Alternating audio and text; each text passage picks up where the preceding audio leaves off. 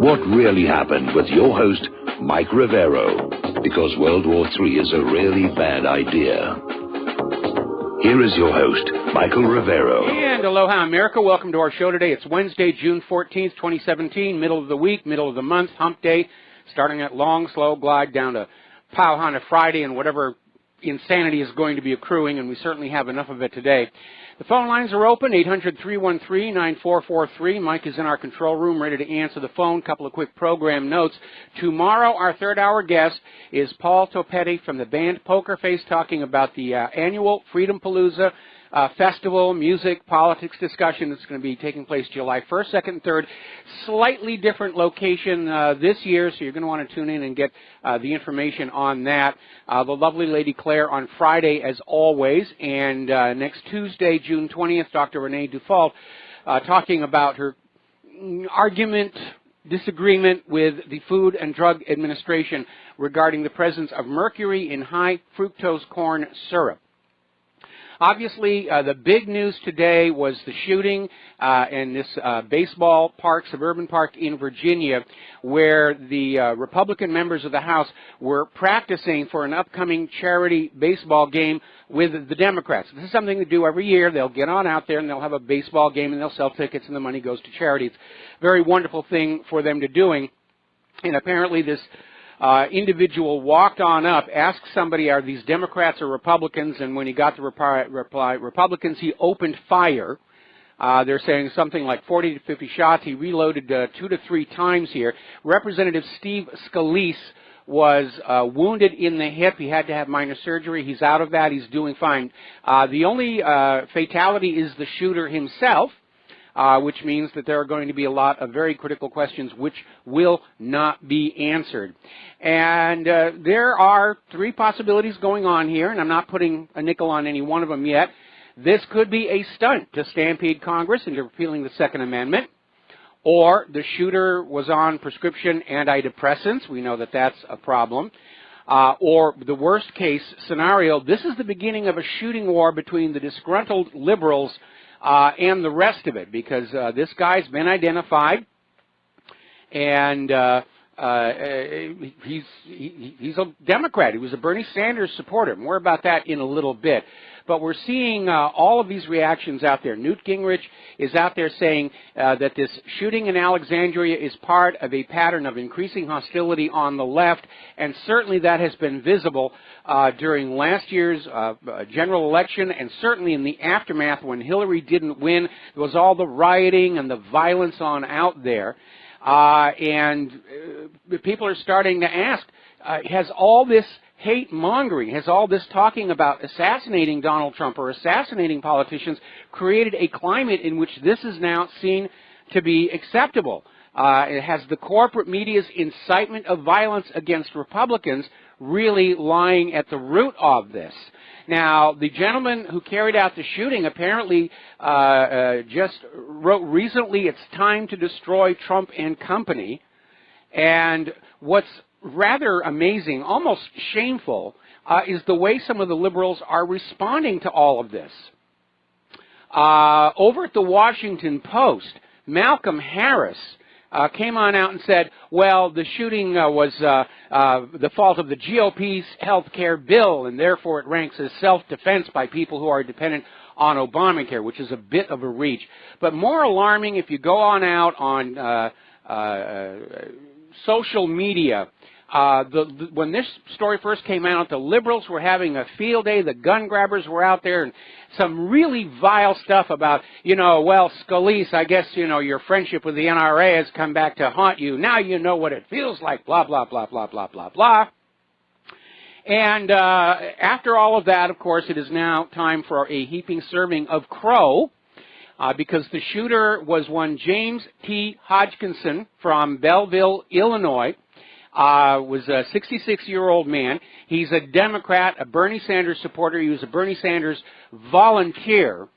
And apparently he just decided it was time to start shooting Republicans. Now, he had a Facebook page. It's since been taken down, but of course we've all made copies of it anyway, where there were some indications that this guy was starting to get up to the edge there. And he'd written things like, I want to say, Mr. President, for being a sphincter, you are totally the biggest sphincter we've ever had in the Oval Office. And, of course, I'm cleaning up the language a little bit for the benefit of our on-air affiliates so that they don't get in trouble with the FCC. And this guy had a history of arrests where he had arrests for resisting police, DUI. He was arrested on a battery charge. So there was a pattern of behavior there. And we should have been taking a look on that. Okay, let's see. I'm just getting a, let's see. Scalise's outlook has been downgraded to critical. Apparently he was a little more seriously injured. I'm just now getting word on that one here. So moving on down here. As I said, James Hodgkinson is now dead, which means if somebody found this guy and put him up to it, we're never going to find out. Let's do a quick shout-out to our on-air affiliates who are just now rejoining the network, and obviously we're talking about the tragic shooting during the GOP baseball practice in Alexandria, Virginia this morning.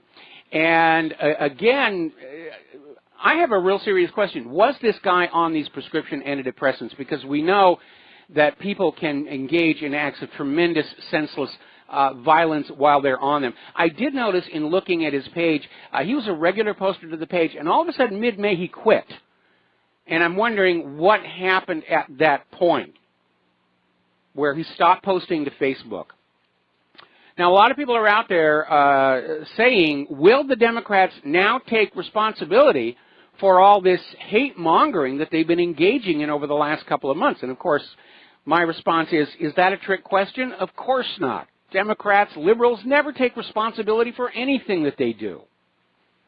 And the gun grabbers are out there, and Terry McAuliffe, who used to be good friends with the Clintons, I guess he still is, and he's now the governor of Virginia, actually said on TV, we lose 93 million Americans a day to gun violence, and not a single member of the corporate media called him on that. If we were losing 93 million Americans a day to gun violence, this nation would be empty by the weekend.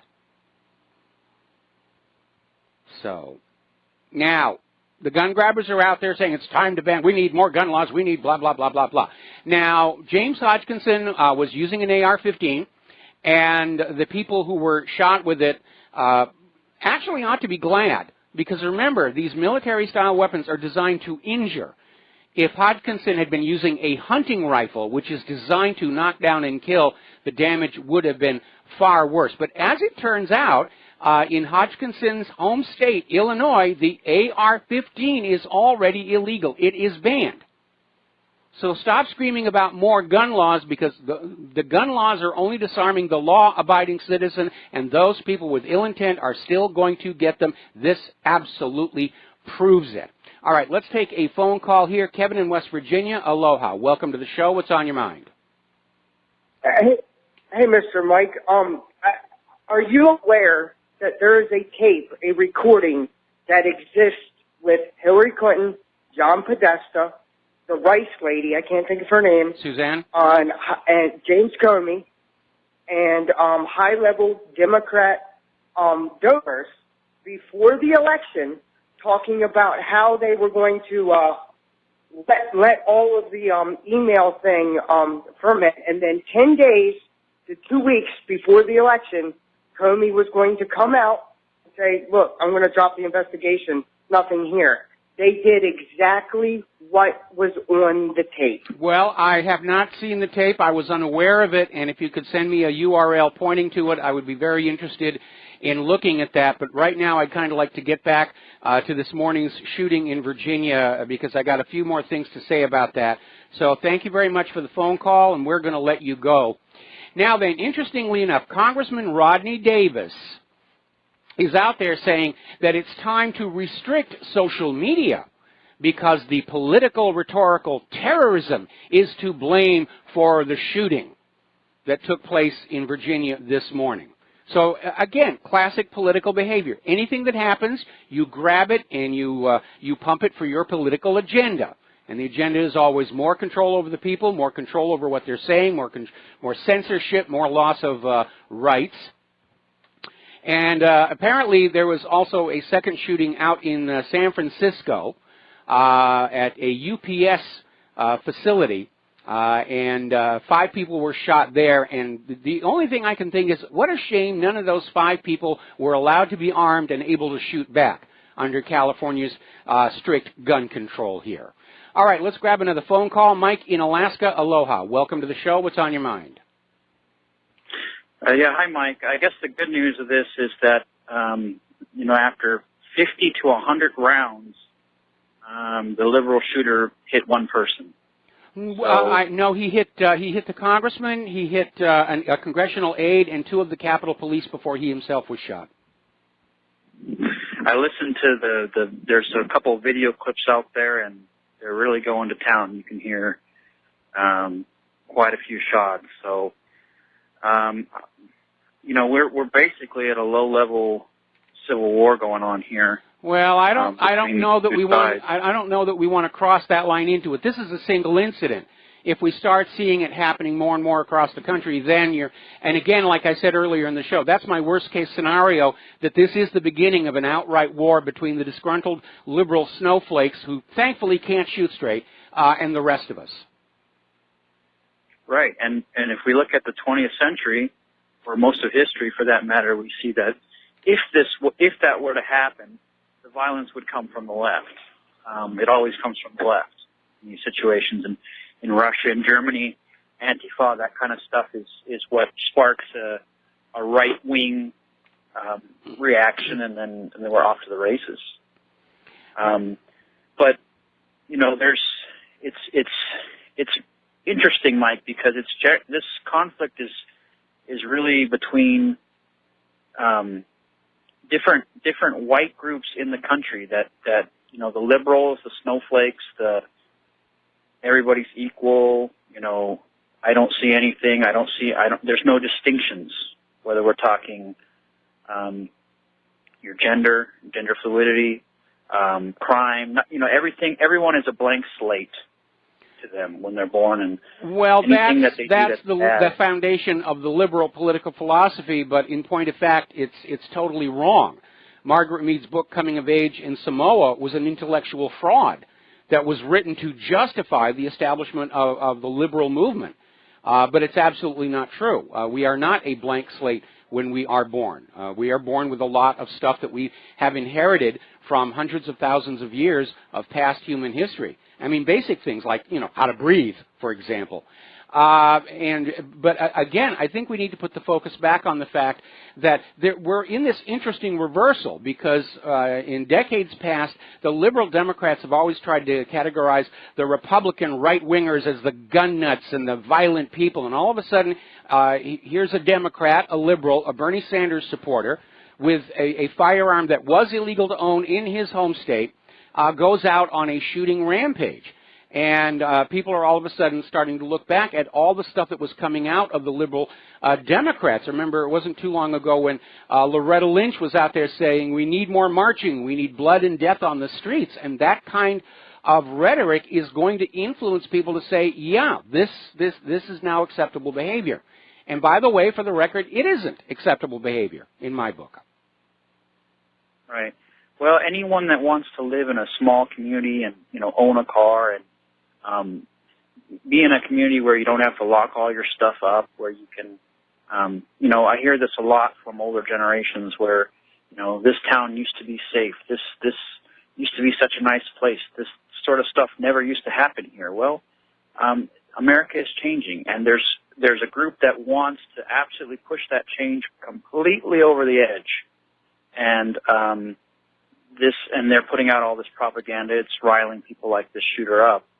But, Mike, with one call you mentioned Zimbabwe, and that really struck me because I have a family member who lives there, and he's a priest, but he's lived there since it was Rhodesia. Okay. And this is reminiscent of what happened there. They said, well, it was the wealthiest country in Africa, and now it's the poorest country in the world. Yes. And it got racial, and it got violent, and they said, well, we'll redistribute all this stuff, and the black people will have more wealth, and, you know, bad British people have stolen everything. And at the end of the day, they push everyone out, they start all this violence, and they give people all these farms. They couldn't grow the food, and now they're starving. That was the failure of the policy right there, is they were taking the farms away from the farmers who knew how to make them work and just giving them to the black population who had not been raised as farmers. And that was a big reason for Zimbabwe's economic downfall. I think all of us, all groups, all colors, all people need to realize that that is their method to rile us up based on race. Unfortunately, I'm a bit pessimistic on it, but, you know, the call is not to say this is inevitable or this will happen or this group is bad, but to say that we need to not bring people in, and we need to heal the wounds we have. But if you bring people in that are, let's say, already predisposed to disliking another group or not going to integrate, and we're kind of wandering off the topic here right now, and I know there's a lot of people out there saying, was this engineered to make a point for the gun grabbers, blah blah blah. At this point, I'm undecided, but I am tending to think that this guy really was just a loner. If you look at his Facebook page, he didn't have a lot going in his life other than his business and his politics. And again, I would like to find out if he'd been on prescription antidepressants.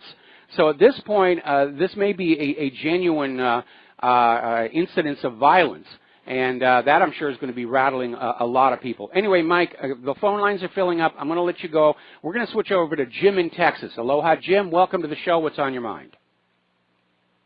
Yes, you're exactly right. This is a gun grabber thing, because you said about they're trying to blame social media and they're trying to blame what people say in politics. That's like blaming, somebody's suicide, over the Dick Kennedy song in the 80s, and then, you have censorship on CDs.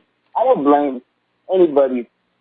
It's kind of ridiculous, because we're all humans and we all have common sense. But this is exactly right. They're going to get the gun grabbing scenario, because you see the callers think that this is civil war and everything. No, this is just another reason for them to make you scared, so you give up, like you say, more of your money, your guns, and then ultimately your kids' lives for the wars that are going on, because they're failing right now, and they need more bodies. Well, again, the fact that the shooter turned out to be a liberal Democrat with an illegal firearm undermines the whole push to say we need more gun laws. The shooting out in San Francisco underscores the fact that the gun laws there disarmed the victims, but not the shooter. And so, again, it's going to be a very, very hard sell. The real political damage to this, from this, is going to be to the liberal Democrats, who've always been out there pointing fingers at the Republicans as being dangerous gun nuts, and obviously that was certainly not the case here. What about shutting down the internet and making it get a license like FCC? That's my biggest fear. Because I think that's why Theresa May ultimately lost in London, because they're trying to push, like sites like you, if you say something, you're going to be a terrorist and we're going to come after you. Like they did when you say COINTELPRO during your time and in college, and they would literally say you're red.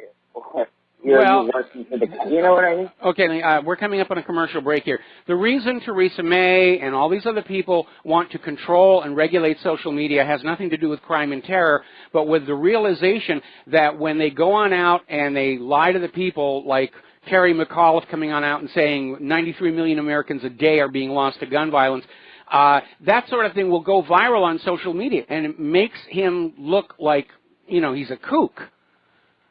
So, but would your site be labeled a terrorist site if her type of law was pushed throughout the West and throughout, would your site be labeled as something like that? Would you be come down on it, legally, in Australia and parts of the EU? If you say okay, parts of history didn't happen. Gotta let you go. Take a break for commercials. We'll be right back with more phone calls. Aloha, America. Welcome back to our show here. And the report that the AR-15 is illegal in Illinois came from Judge Napolitano. I'm getting a few emails saying that no, in point of fact, there is no Illinois state law against the AR-15, but apparently there are local ordinances, especially in places like Chicago, that make them illegal. So we're going to try and track down exactly where the origin of this is. It could be that Napolitano made a goof, but we're going to try and track that down. In any event, again, the gun laws just disarm the victim and not the shooters. Let's go to Jim in Chicago. Aloha. Welcome to the show. What's on your mind? Hello, Michael. I live in Chicago, and it's very liberal, very democratic, and the gun laws are very, very tight. And we have an average of 12 to 15 people getting shot per day. Last year, there were over 4,000 people shot and over 272 people killed. So all the gun laws and all these liberals are talking about this and that, but yet and still they do nothing as far as people getting killed or murdered, or shot. I mean, they come down and say, yeah, you know, it's a problem with jobs and a problem with other things, but yet and still no jobs are created, no poverty is being lifted. So it's these liberals making excuses for bad behavior, and this problem continues to be so bad where it's the norm now, you know, all the shooting, killing in Chicago. Yeah, it is. Well, I mean, the same is true anywhere. Anytime you have laws that disarm the victims, crime and violence goes up. And every time that people are allowed to have firearms to defend themselves in their home, crime goes down. There was a city down in Georgia, Kennesaw, literally passed a law saying every home had to have a firearm, and crime fell by 80%.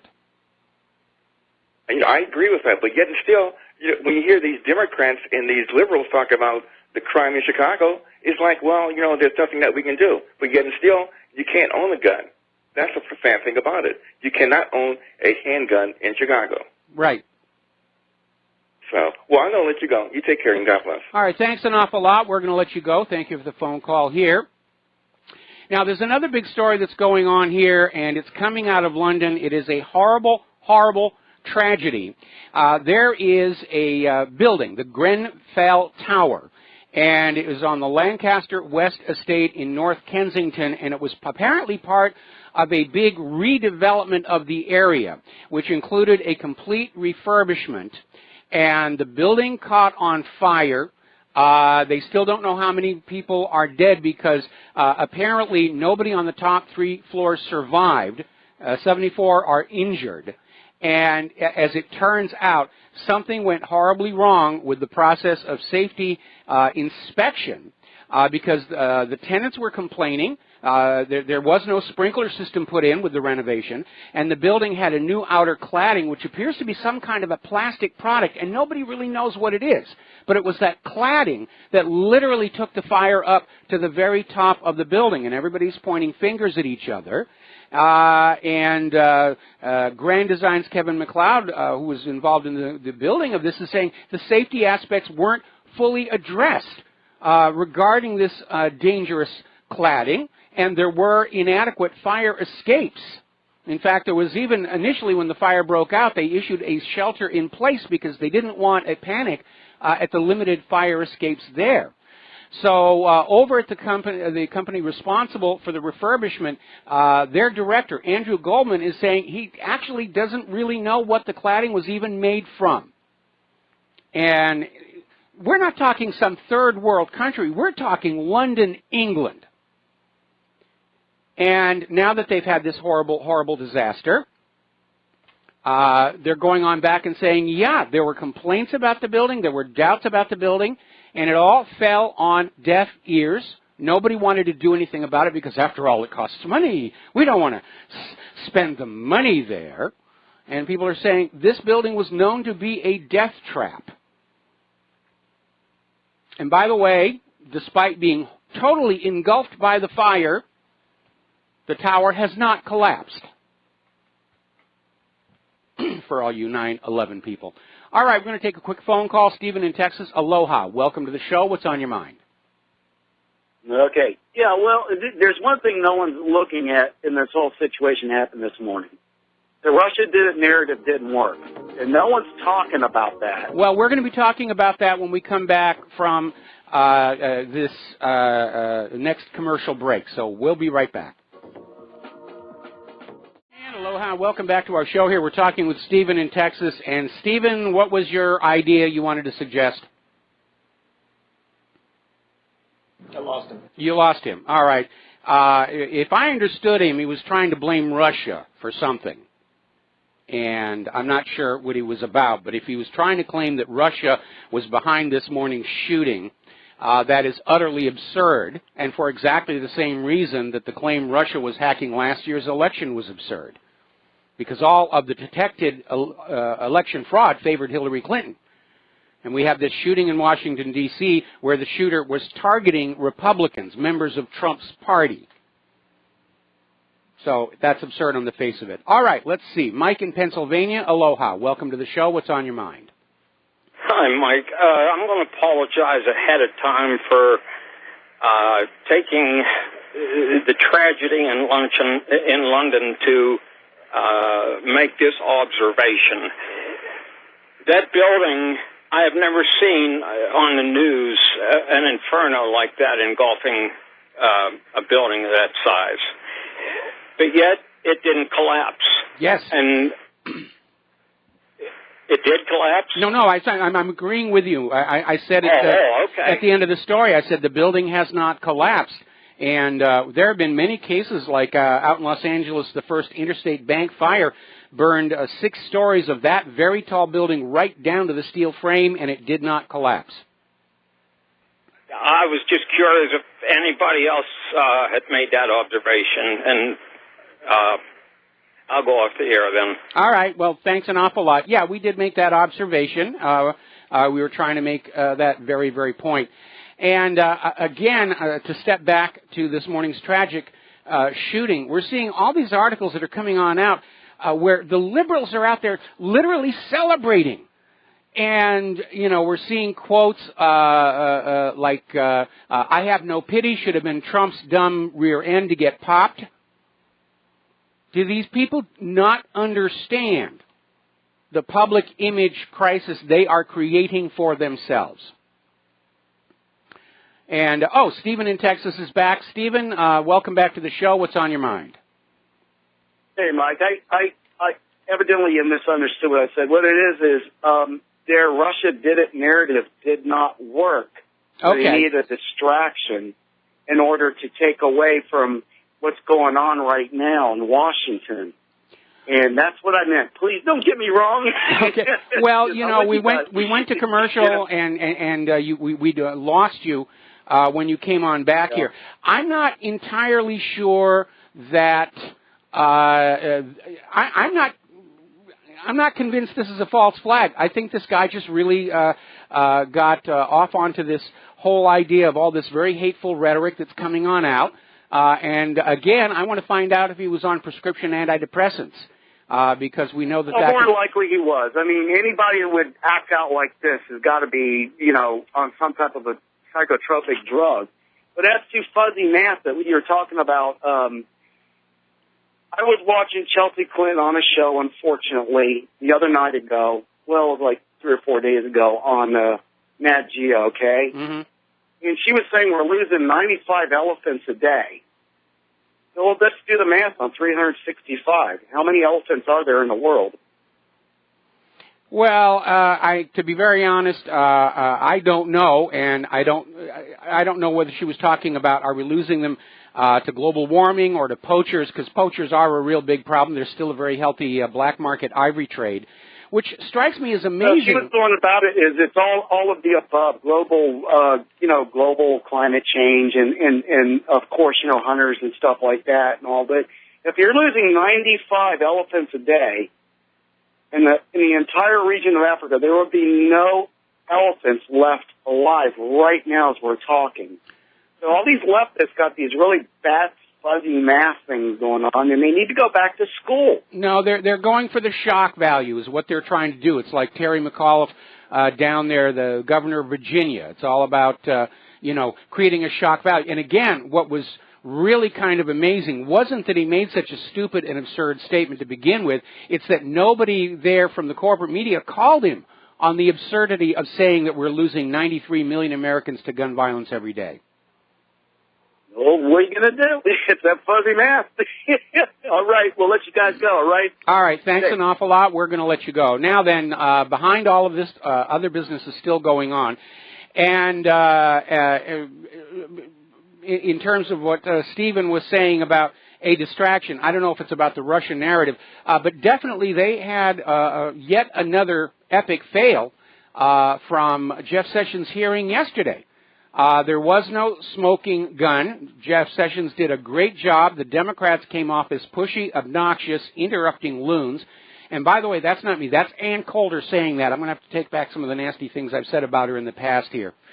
Now, down in Florida, there, I think it's former Lieutenant Governor Jennifer Carroll, military service, excellent record, legislature, Lieutenant Governor, is out there saying, now it is time. It is time to open investigations into Comey, Lynch, and Clinton. It is, in fact, overdue. Congress is investigating everybody but the people we know have been committing these crimes. Now, there's been an interesting development regarding the DNC fraud lawsuit. And apparently they have been getting threats, and now they are asking the court to provide police protection for their attorneys, citing the assassination of Seth Rich. They're not buying botched robbery either. And they're saying that they need protection because we live in an era where the narcocracy is simply killing off anybody who's a threat to them.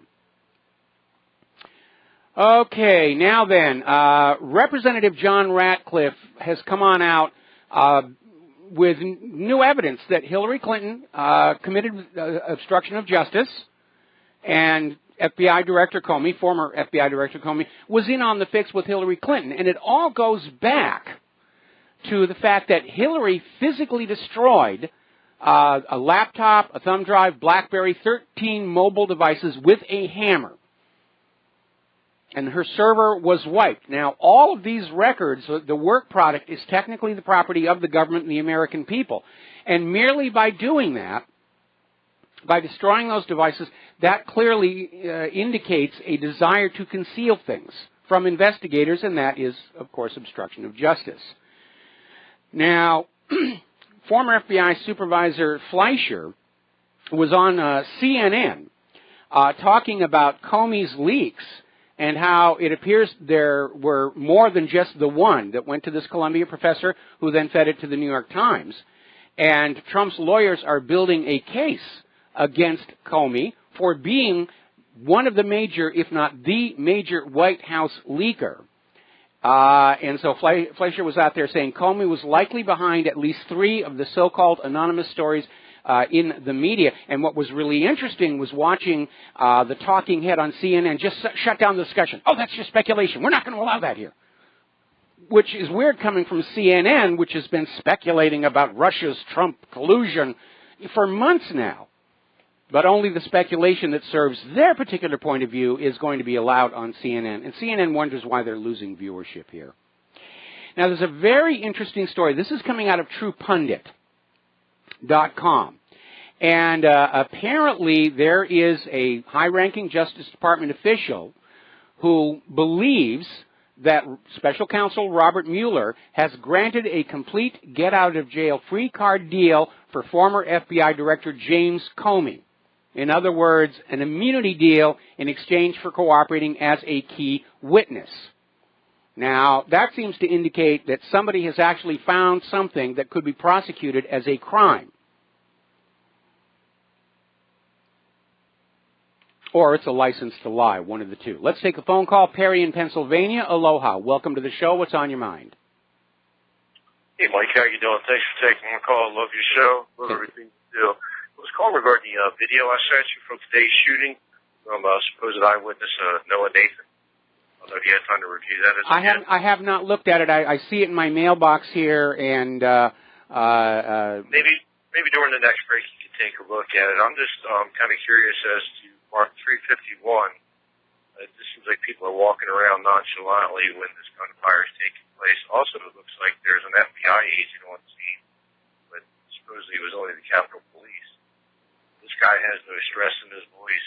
Doesn't seem, I don't know. It's very odd. Well, it may be after the event was over, and people react to stressful situations in different ways. Some people can be very calm under stress and pressure, and then after it's all over, they'll have a meltdown. I tend to be that way myself. So I'll take a look at it. I'll take a look at it, but again, Occam's razor applies here, and so far I am thinking that this guy just went out. He had issues. He had a past criminal history. He was talking about getting rid of Trump and company. A lot of stuff on his Facebook page that seemed to indicate. I read that today as well. And again, we've got this climate in corporate media and social media where the liberal Democrats have been basically selling this idea that violence to get rid of Donald Trump and restore Empress Hillary I is now socially acceptable. And I want to know if this guy was on prescription antidepressants.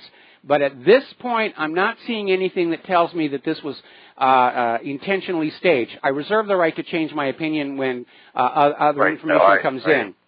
But on Occam's razor... I'm sorry, not to cut you off. Also, the other thing this witness said is he had filmed it and turned his phone over to the police. Yeah. Yet then he later did a phone interview, and now he has this posted. This is also on PBS NewsHour. Well, he might have borrowed another phone, or he may have been there with his wife who had her phone. I don't find that particularly compelling. I just question everything, Mike.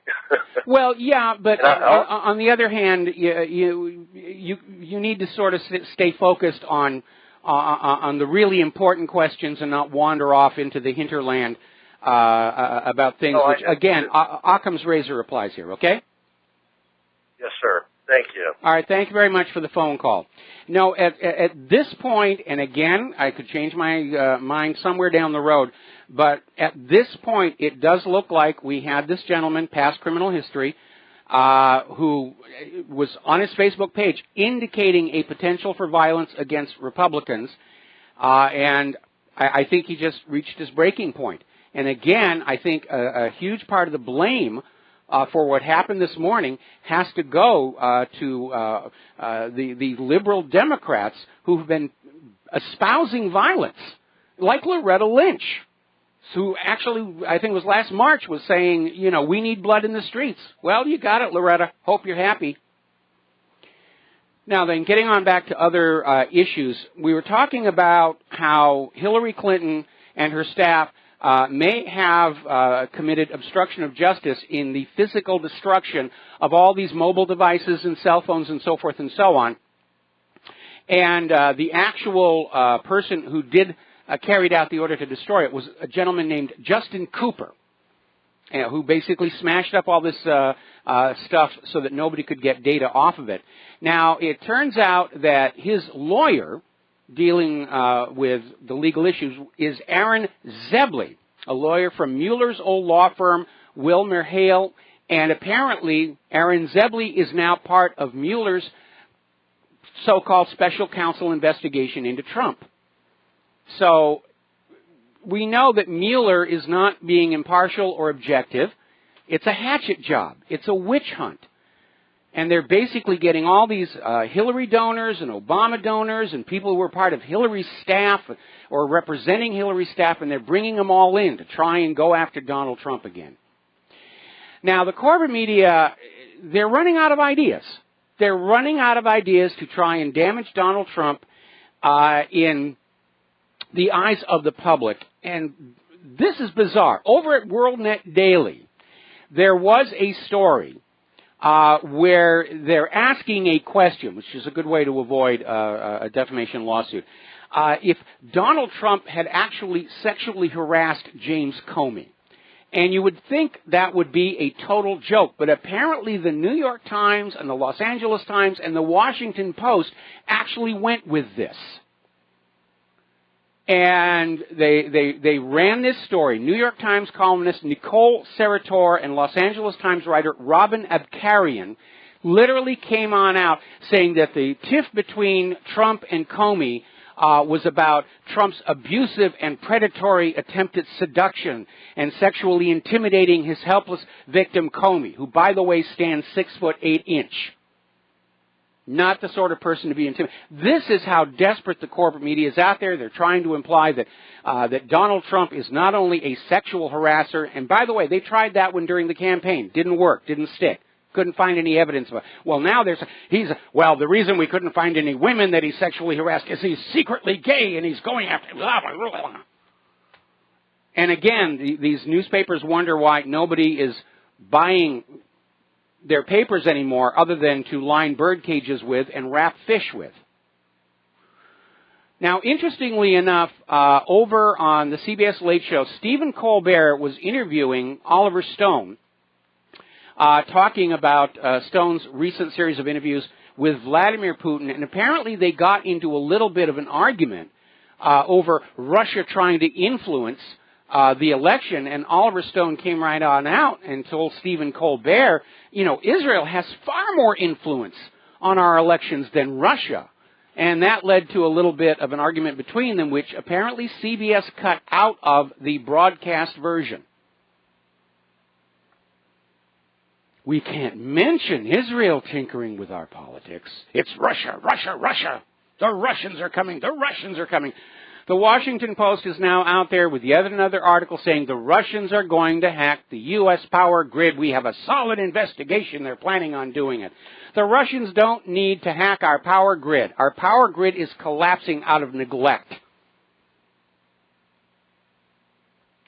Boy, oh boy. Now, Megyn Kelly is in serious trouble. Apparently, her audience has dropped 42%. Apparently, the interview with Alex Jones has resulted in a backlash that has even included key advertisers abandoning the show. And there are calls for a boycott because how dare Megyn Kelly even mention Alex Jones or anybody from the independent media? She's legitimizing the independent media. So things are heating up over there. We'll be right back. And aloha, America. Welcome back to our show here. And we're talking about Megyn Kelly over at NBC. And NBC has invested a huge amount of money in trying to put forward this show with Megyn Kelly. And they did want a little bit of controversy because controversy builds buzz and buzz will build an audience. But at this point, it's going the wrong way. She's losing audience like crazy, and her interview with Alex Jones has produced a huge backlash from the defenders of the orthodox story of Sandy Hook.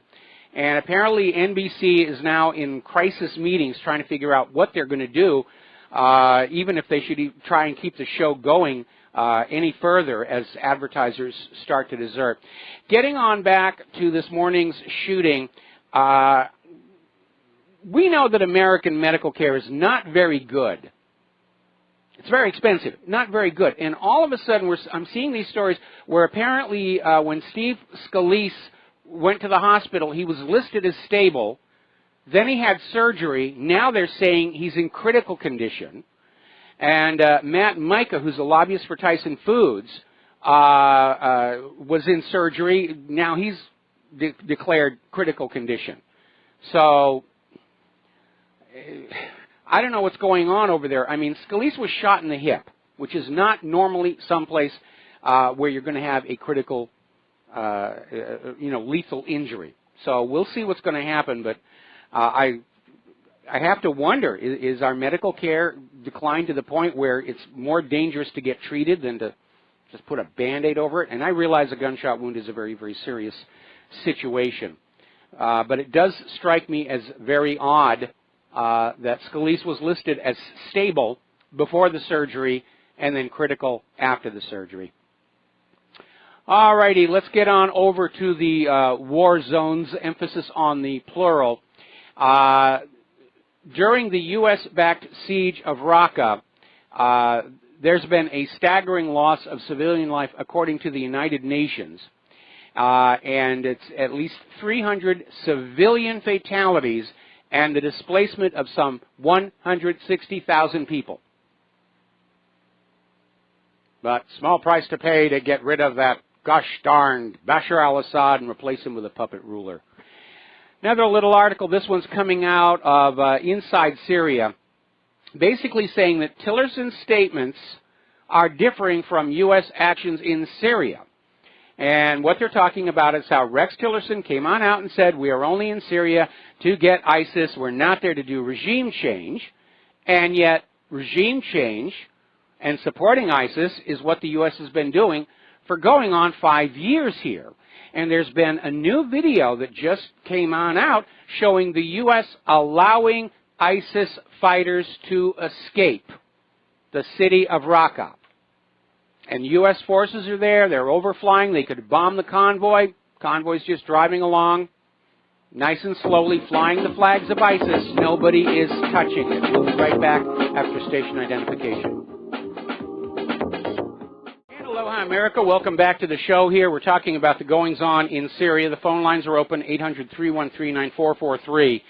And apparently there's a growing concern, this is reported by Reuters, where the U.S. is expanding its presence in the Syrian desert. This is reports from the rebels that the U.S. is backing and supporting. In other words, more weapons are going in, more U.S. troops are going on in.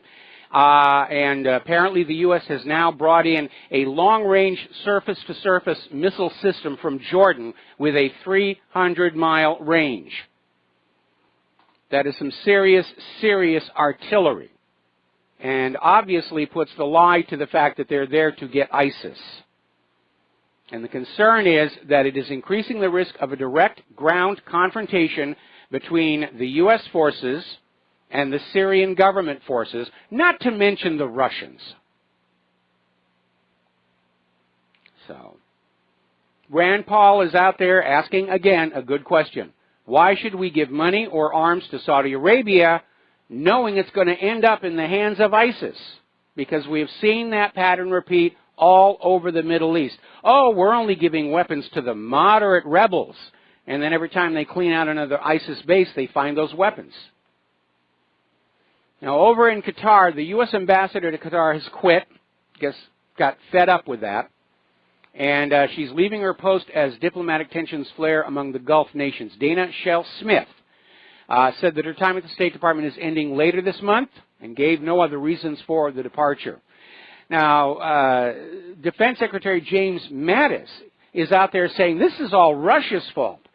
That Russia is behind this whole Qatar situation. It's all their fault. And again, nothing to back that up, but blame Russia is the automatic knee-jerk response. They're trying to demonize Russia and get you all ready. Oh, yes, those Russians are evil. Those Russians are terrible. Here, take my money. Take the lives of my children. We got to get those gosh darn Ruskies. Anyway, the ambassador from the United Arab Emirates, Yusuf Al-Qataiba, said that the United States maybe ought to relocate their military base out of Qatar. It would increase pressure on Qatar because obviously the United States pours a huge amount of money in there. And it is their largest military base in the Middle East. So they're still out there trying to turn this into a war. Now, as we mentioned yesterday, Iran is deploying some of their warships into the Gulf of Oman. They're in international waters where they have every right to be. And apparently, last report, they are there to prevent the feud between Saudi Arabia and Qatar from interfering with those tanker shipping transit corridors.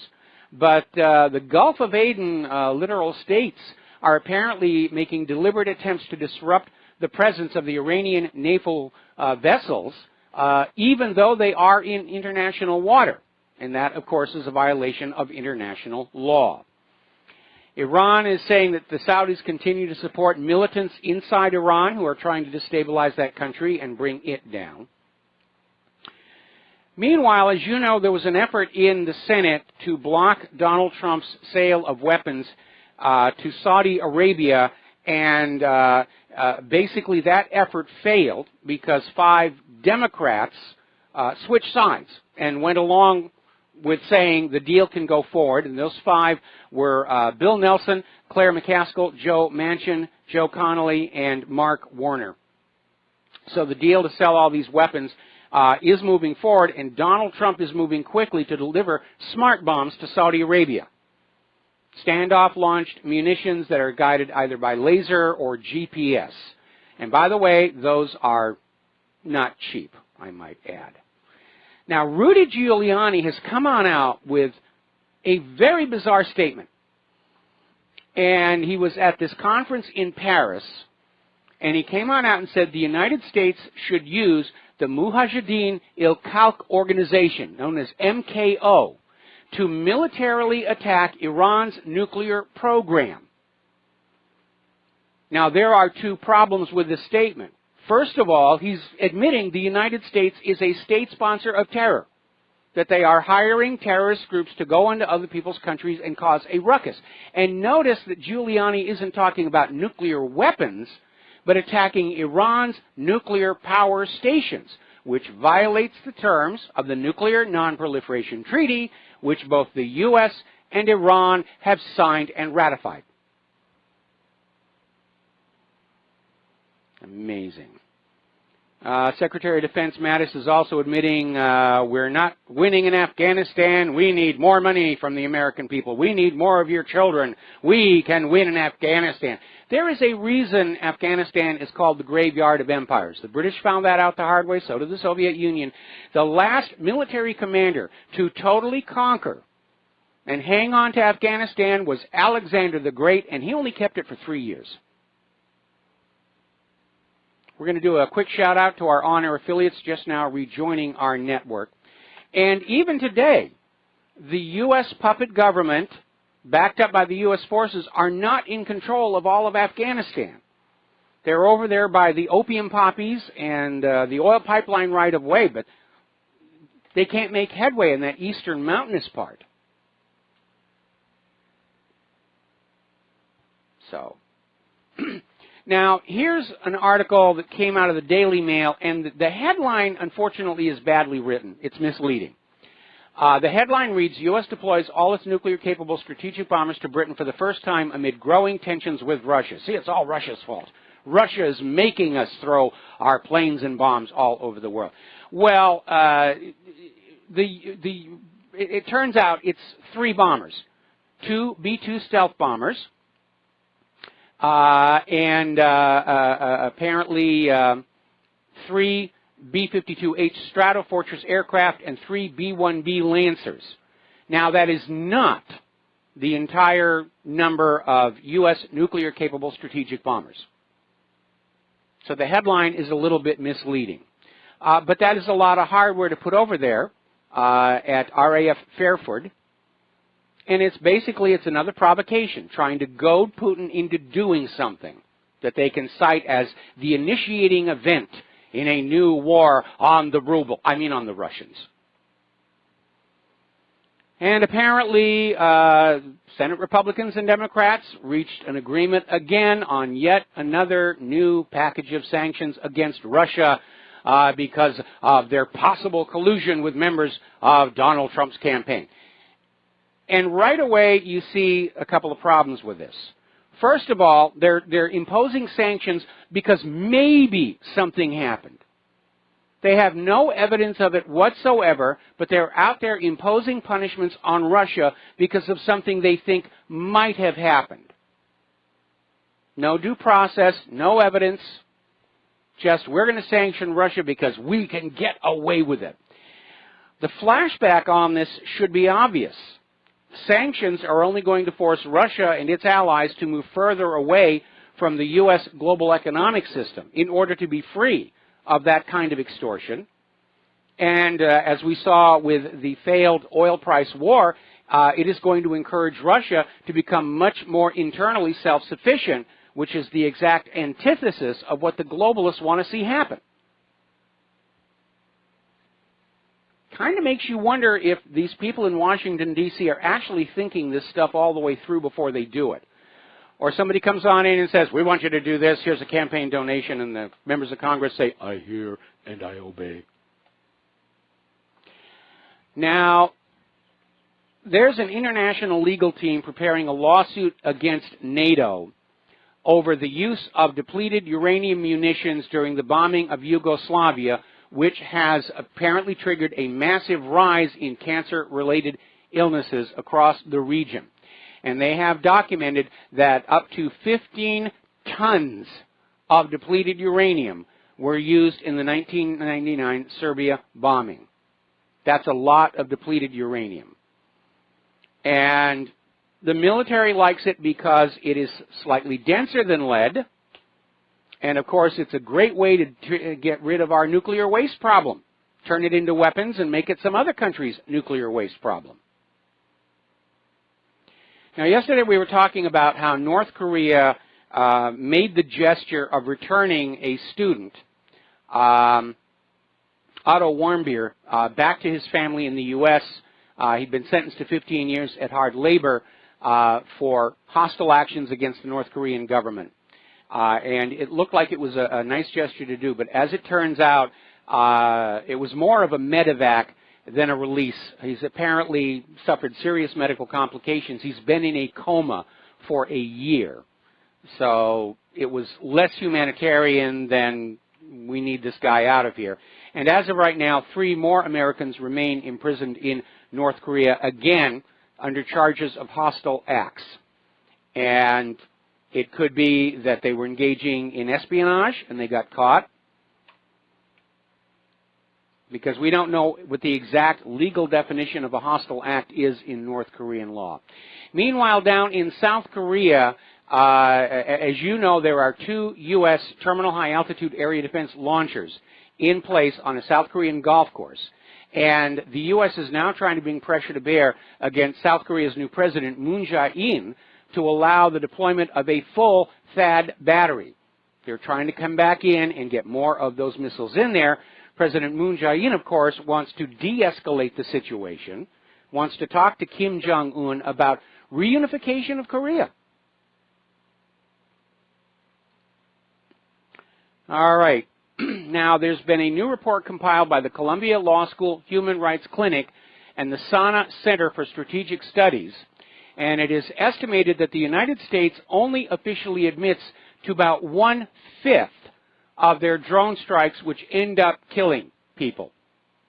And obviously, this hurts accountability. It hurts the credibility of the U.S. government, as if they actually still had any. And the fact that the U.S. has been deliberately evasive about the drone program is nothing new. They've been evasive about not only how many drone strikes are going on in and how many people are being killed, they're evasive about how targets are selected. And as it turns out, their targeting is based on profiling. They don't actually have any evidence that the people they're aiming at represent a threat. There was one horrible incident where apparently the profile was that exceptionally tall people would be assumed to be in the military. And therefore, tall people were being targeted, just for being tall. And there was an incident where the cameras on the drone saw a tall gentleman in a crowd, and they hit the target. And it turned out it was a teacher with a group of students walking along the street. And the teacher was just normal size, but he looked big because he was surrounded by these kids, and they blew them all to ribbons.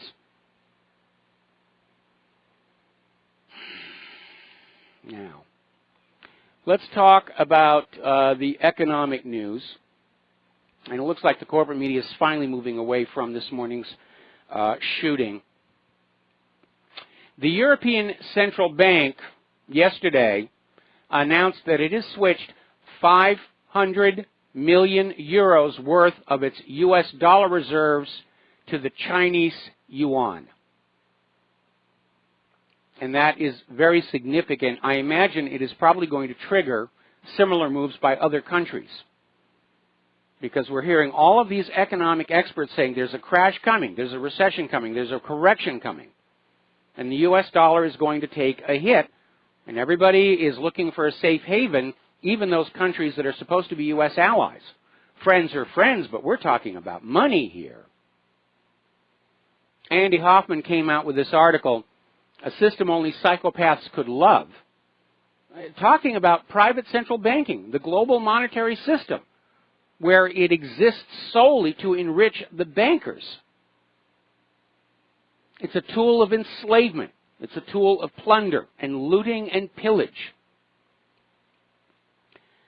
Story coming out of Techno Crazy, and they're talking about a new startup by a company called Momentum Machines, and they got $18 million in financing to prototype an all-robot fast food restaurant. Basically, we're not talking about serving machines. We're not talking about swipe the card and touch the button. We're talking about the entire kitchen is being run with robots. And I understand our technology has reached the stage where we can do this sort of thing. But we really need to stop and ask the question if we should be doing this. Because the more things are automated, the more they're being computerized, and the more people are put out of work, where are your customers going to come from? And again, we have too many businesses worshiping at the altar of Adam Smith, thinking that if I am personally greedy and selfish and profit-driven, that somehow the whole system will improve. And history has shown that to be a lie. Nobel Prize-winning mathematician John Nash proved it was a lie in his doctoral dissertation. And the defenders of the automation and the rush to robots are saying, well, it's time for a national minimum subsidy for people. We're just going to give people money so that they can go out and buy stuff at the stores. I think, in a way, it's a repeat of communism, and we know that communism ultimately did not work. I know there are people who want to just sit at home and do nothing and be lazy and everything, but most people, they want a job. Not just for the money, but for the pride of saying, I do this, I'm out here working on this. And apparently more and more banks are starting a program of having ATM-only branches, which means the bank tellers are going to start losing their jobs. Meanwhile, it's shaping up that this year is going to be the worst retail Mageddon in recent history. More than 300 retailers have already filed for bankruptcy. Venerable toy store Toys R Us, they're in trouble. Their net sales plunged $113 million. It was not a good Christmas shopping season. Sears is now indicating that they may just shut down all of their stores in Canada. They just can't make it up there any longer. And over at Uber, everybody is jumping ship. They are currently without a CEO, a COO, a CTO, or a CFO. There is no top management over at Uber right now, as that grinds to a halt. It was an interesting idea. I think it had some serious problems. Certainly there was a pushback from professional taxi cab companies. But again, there were all the stories about how the Uber drivers were being robbed by passengers who would simply call for a ride. And there were some reverse cases where some of the people that signed up as Uber drivers were assaulting the passengers. So I don't think it was all that good anyway. Meanwhile, the Wall Street Journal is reporting that General Motors is extending the typical summer shutdown at some of their U.S. factories to deal with the slumping sales of new cars and the bloated inventory. And we've been talking about that. They're literally having to lease fields to store all these brand new cars that nobody has the money to buy. And nobody wants to take out a car loan because we don't know that we're going to have our jobs 2-3 months down the road and make that payment. It's the same reason people don't want to take out mortgages. There's no confidence in the U.S. economy right now. And ever since 2008, and in fact long before that, repeal of Glass-Steagall, for example, everything the U.S. government does with regard to the national economic policy is designed to favor Wall Street, the big banks, and the corporations. And it has reached a point where it could all collapse. And because of globalism, it's affecting everybody. Down in Australia, they're hitting a rough patch. Their growth slowed to 1.7% in the March quarter, hit by bad weather and weak consumer spending. And that last one is a much more important factor than the weather. And yes, they've had some wild weather. Winter has come in very early down there. But if people don't have money, they're not going to buy things. It's that simple. Why do you not understand that? We'll be right back. And aloha, America. Welcome back to our show here. And the corporate media is already back to this morning's tragic shooting. And it is a tragedy, and our sympathies are extended to the families of everybody who was caught up in this horrible incident. But again, we're seeing the liberals just shameless, vile comments about they're glad this happened. Oh, good, somebody finally shot the Republicans here. Now, earlier this year over at MSNBC, their supposed counterterrorism analyst Malcolm Nance actually called for ISIS to bomb Trump Tower, Istanbul. And so he's part of the problem. Violence is acceptable against Trump and the Republicans. Yes, it's a good thing if we do this. Now, of course, he's out there saying, it's all the fault of the guns. It's all the fault of the guns. That's like saying cars are to blame for drunk driving fatalities. I grew up in an age where it was actions that were punished, not possessions. And again, there has never been a gun ban in history that disarmed the criminals.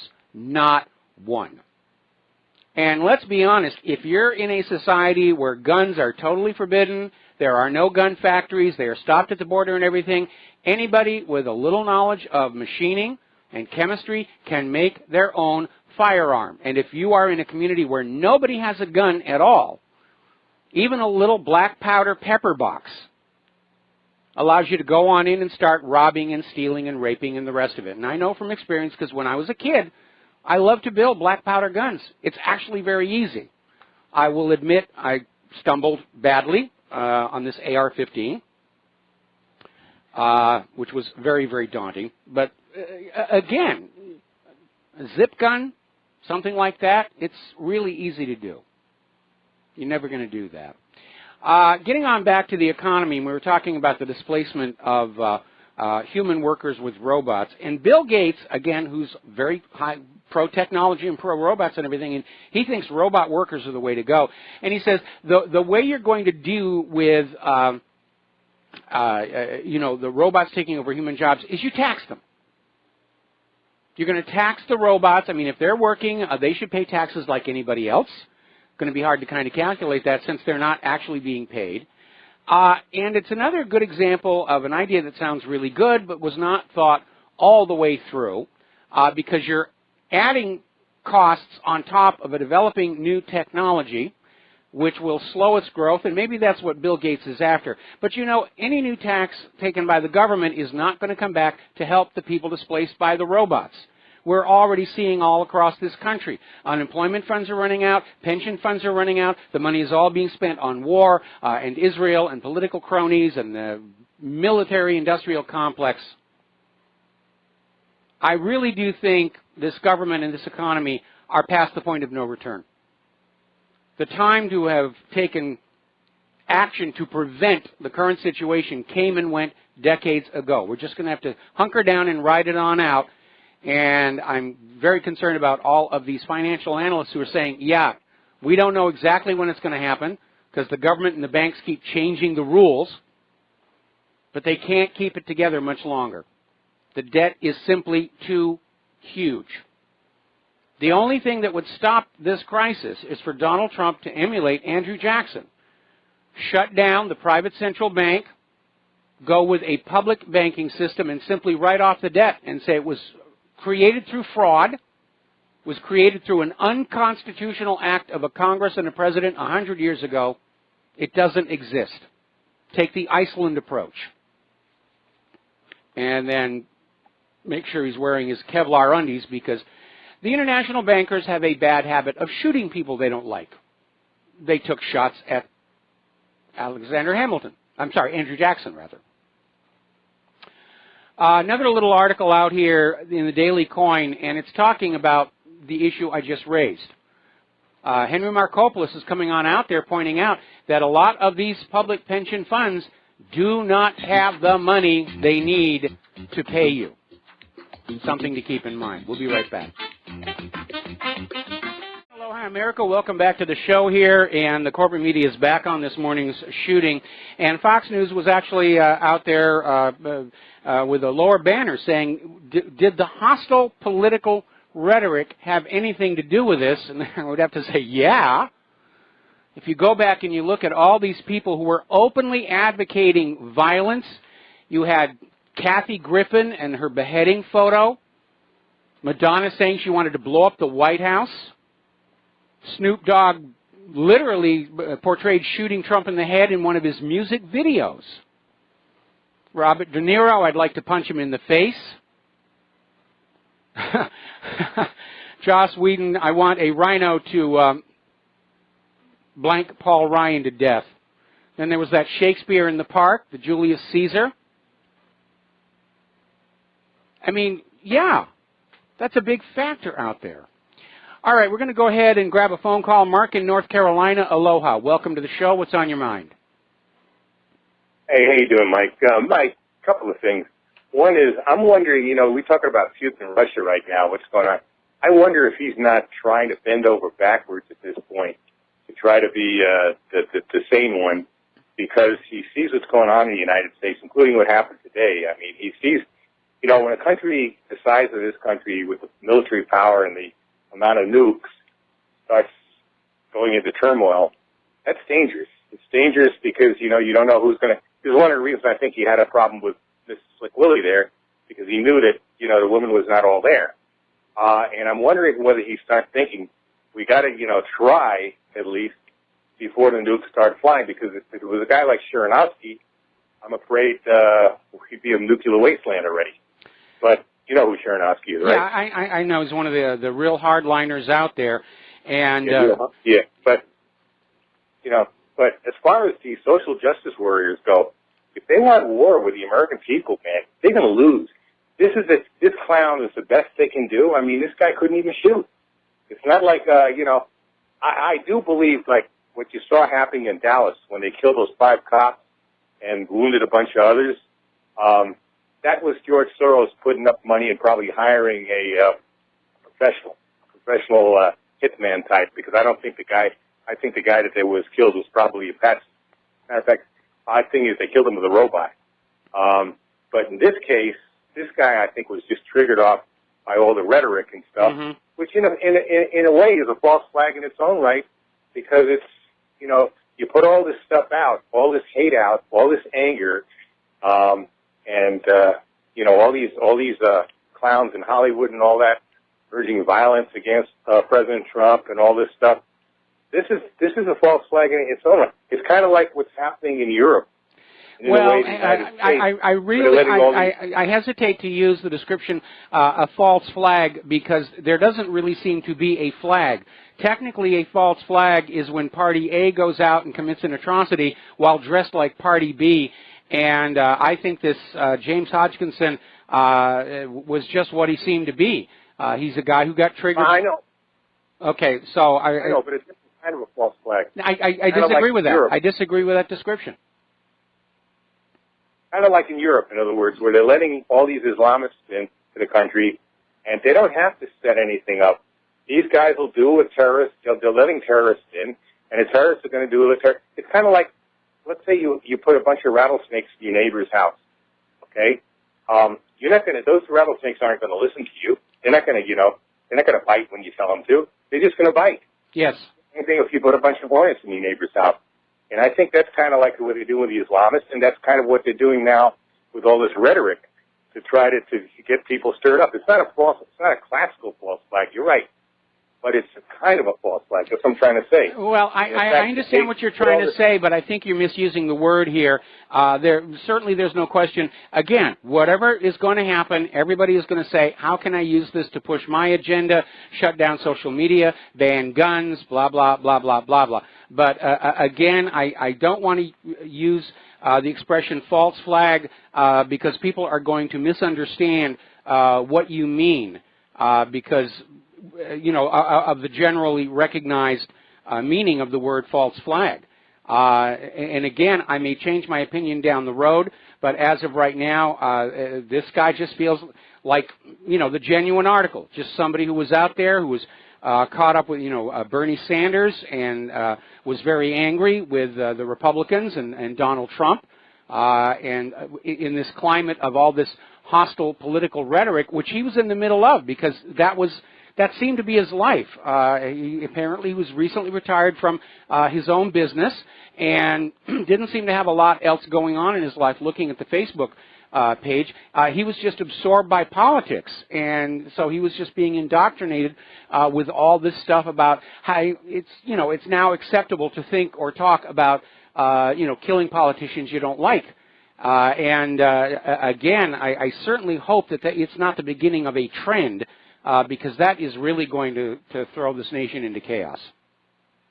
Yeah, but being what it may, because like I said in the beginning, these social justice warriors better get it through their head. They want war with the American people. The American people give it to them. Middle America is a place where people not only have the guns, but know how. I'm not a hunter myself. I love animals too much. Yeah. But people who do hunt, they know how to stalk an animal, they know how to set an ambush, they know how to shoot. And a lot of these people, a lot of the people that they hate so much are hunters. And they know, like I said, they know a heck of a lot better, more how to shoot. This is why I say the thing in Dallas, I believe, was set up probably by Soros. Yeah, I agree with you on that one here. But again, I am hoping we are not going to come to that. If there is a civil war in this country, a lot of innocent people are going to die or be hurt. And also, if there's a civil war in this country, it's going to invite attacks by all those countries that do not like the United States government.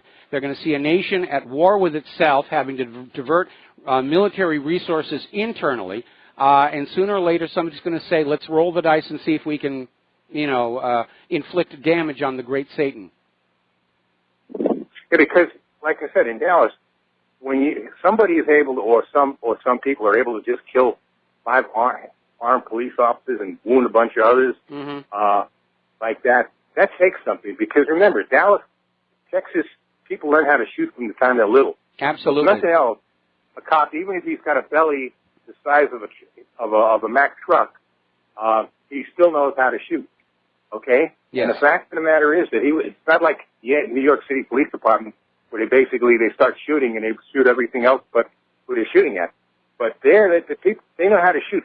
So for this guy, or guys, or whoever it was that did this, to take on that many armed cops and do the damage they were able to do, that tells me that this wasn't just somebody who just went off the deep end. I agree with you on that one. I agree with you on that one. But today's situation with this James Hodgkinson, it's feeling like it was just him. Now the FBI is out there saying I agree.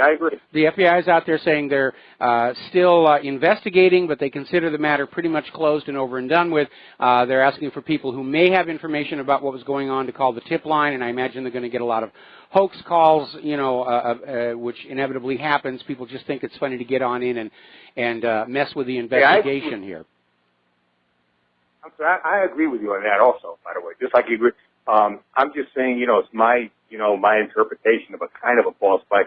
But I can understand what you're saying, that it's not good to even mention the term false flag unless it's actually somebody setting up. It's just that this rhetoric is causing violence, and the left knows it when they put all this violence out. Because they know there's a lot of people that aren't wrapped too tight, like this guy, and they may go berserk. Fortunately, this guy didn't know how to shoot. If he had known how to shoot, he'd have had about, I don't know, he'd have probably killed at least half of those congressmen or senators and stuff, and probably the Capitol Police guards too, or cops or whatever. Okay. Okay. It would have been an even sadder situation than it is now. But fortunately, the guy didn't know what he was doing. No, he didn't. Thank God for that.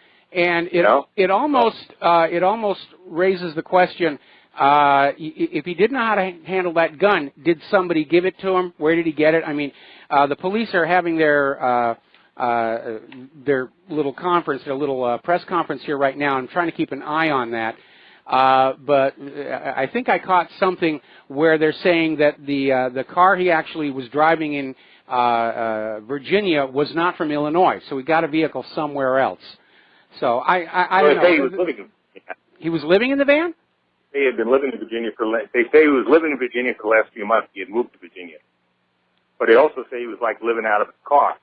So how he was able to get an address to be able to buy to get a proper address in order to buy I don't know, was it an AR-15? Did they figure it out yet? Yeah, they're saying it's an AR-15. They're saying it's an AR-15, and of course we don't know when he got it. Again, I'm getting emails from people in Illinois that if you're outside Chicago and you've got the appropriate FOI card, that you can buy an AR-15. He may have had this thing for a very long time. You can in North Carolina, too, very easily. Just go to the store, you got the money, they do a momentary background check, and you got it. Mm-hmm. As a matter of fact, in North Carolina, you can carry it open. So... Yeah.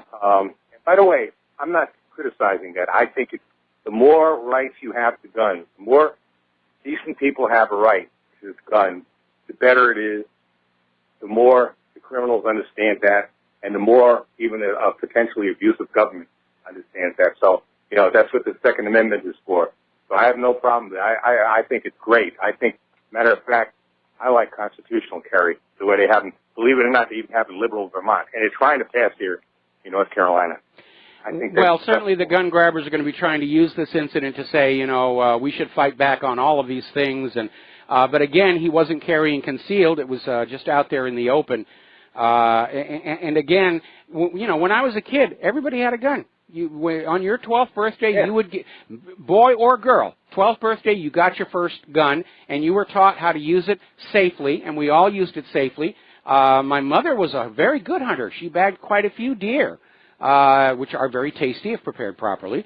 And there were shooting clubs at the school. There were classes in school on the proper care of handling a gun. And that's why there weren't any accidents. In all the years I lived in that little town in New Hampshire I grew up in, there was only one mishap with a gun, and that appeared to have been an attempted suicide that went horribly wrong. I can't say the same for New York, where I grew up, because you had the Sullivan law in New York City. So it was always a major problem to have for a citizen to carry a gun, That's why, other than if you're a peace officer. But New York City was an exception at that time. Most places, it was easy to have a gun. Until I moved out of New York, I didn't realize how easy it was to have a gun, unless you were a peace officer, But I was a peace officer when I was living in New York, so I understood it was considered a great privilege that, I can carry a gun, blah, blah, blah, and I can carry it off duty. But the fact of the matter is, it shouldn't be a privilege. It is your right. I don't care if you're a peace officer or if you're just a regular citizen. You should have as much right to carry that weapon as any policeman, any federal agent, or anybody else. That is your right under the Constitution. Well, let's get away from that issue about the police officers. I mean, you should have a right to carry a gun if you're living in a neighborhood where there are criminals carrying guns.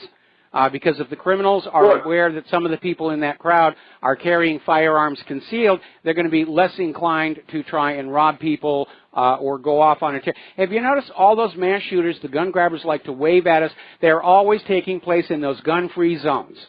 And that's obviously deliberate. These nutcases with their brains melted on prescription antidepressants, they don't want to get shot in return. They're out there to have fun. They're out there for the thrill of it. They're going to go into these movie theaters or shopping malls with the prominent gun-free zone signs, and they're just going to have a lot of fun until, somebody takes them down or they decide that they don't want to go to jail and they commit suicide.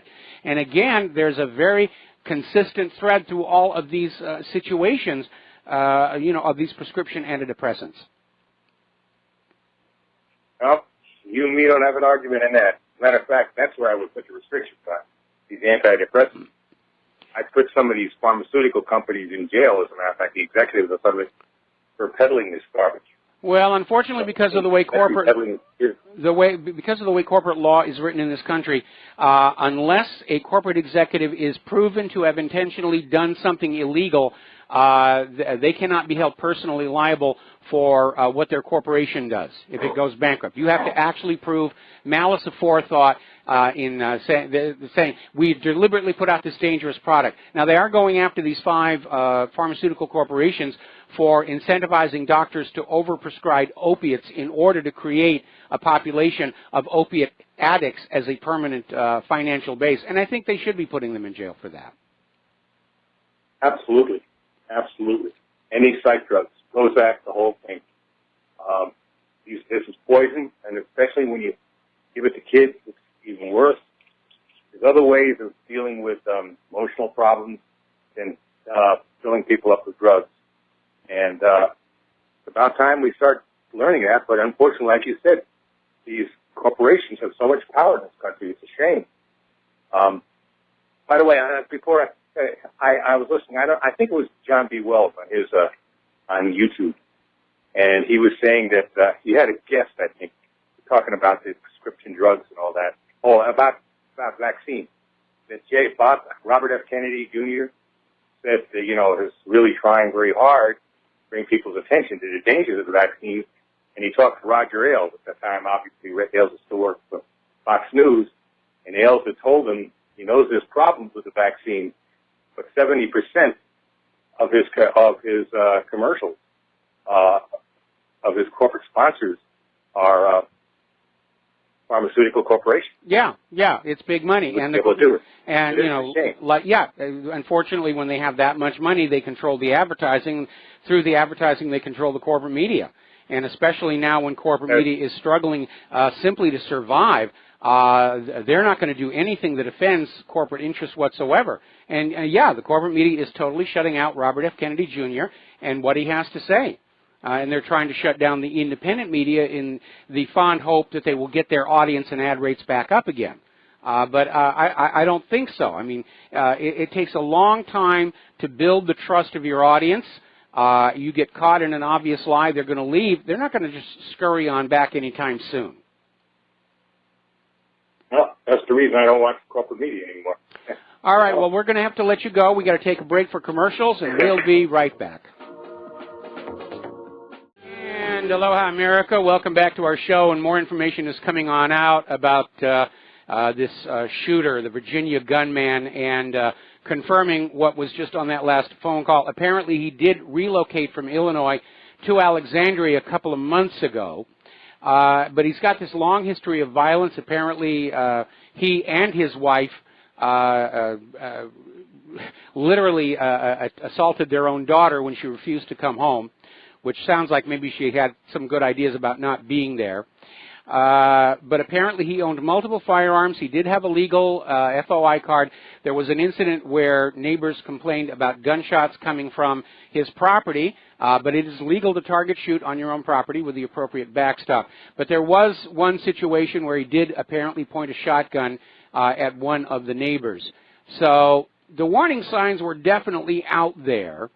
Apparently it looks like he was, planning this for a while. Let's take a phone call. Frank in North Carolina. Aloha. Welcome to the show. What's on your mind? No, Mike, you stole my thunder. I apologize for doing that. Yeah, I don't know if I had a whole lot more than that, but yeah, he sounds like he was pretty reckless. I mean, his neighbor said he would just go out and recklessly shoot, in the woods behind his house where there were houses on the other side of the woods. So, that's a real easy way for innocent people to get killed and maimed. It's absolutely. And I mean, we had a guy. We had some guys years ago when I was growing up. I was like a teenager. But there was this amusement park with an outdoor pool where they had the big wave-making machine. It's kind of a Six Flags Over Georgia type park, and these guys were, target shooting, messing around with their AK-47 style rifles, and they were 2 miles away. and those bullets were hitting people and killing people in that pool, and they had no idea where the bullets were coming from. The guys didn't mean to do it. They were just being ignorant and reckless. You have to really The law is very clear. When you pull that trigger, you are responsible for wherever that bullet goes. And that is absolutely the law. So you can't just say, I didn't intend for this thing to hit some kid, 4 blocks over. That's not going to cut it. When you pull that trigger, you are legally responsible for where that bullet is going to wind up.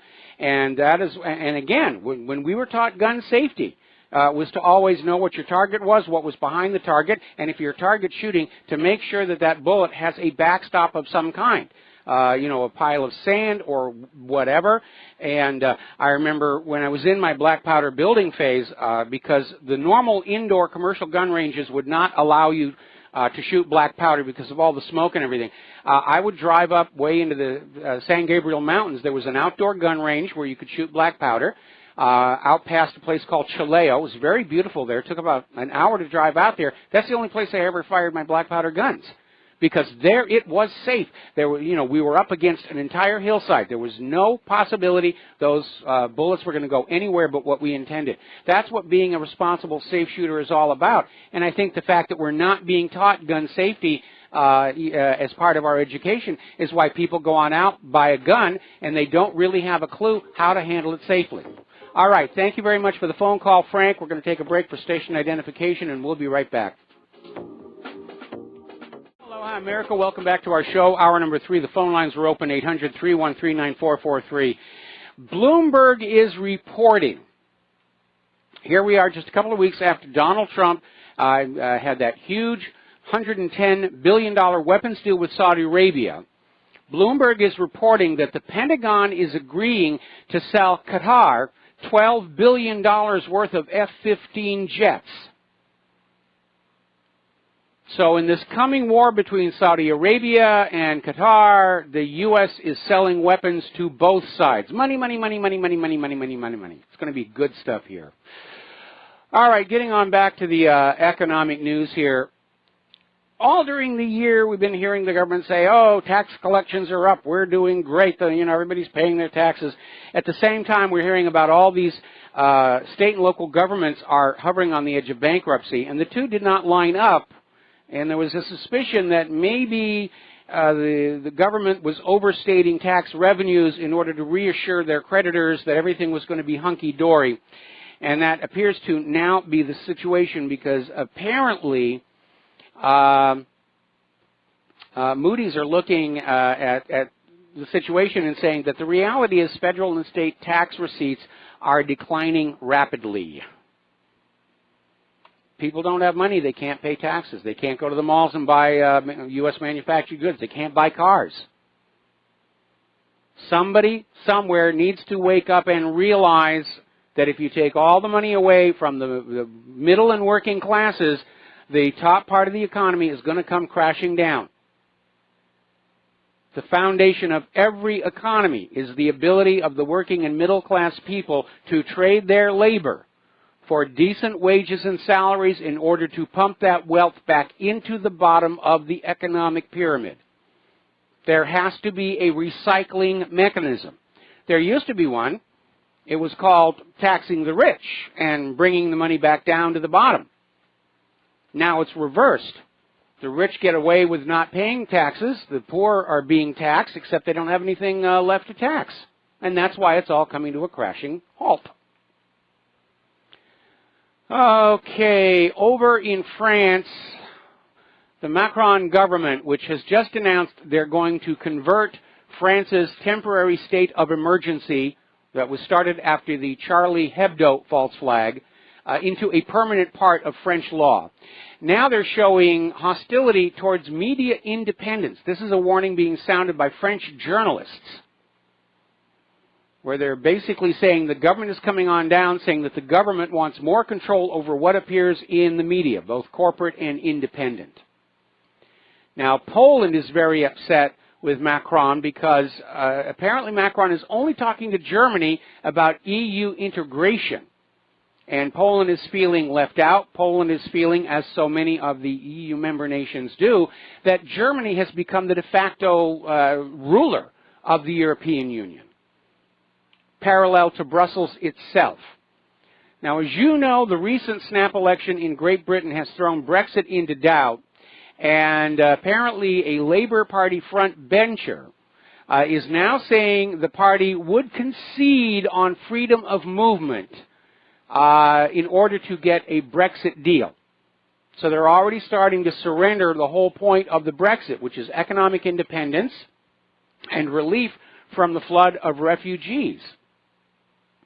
Okay, we're going to take a phone call. Daryl in Alabama, aloha. Welcome to the show. What's on your mind?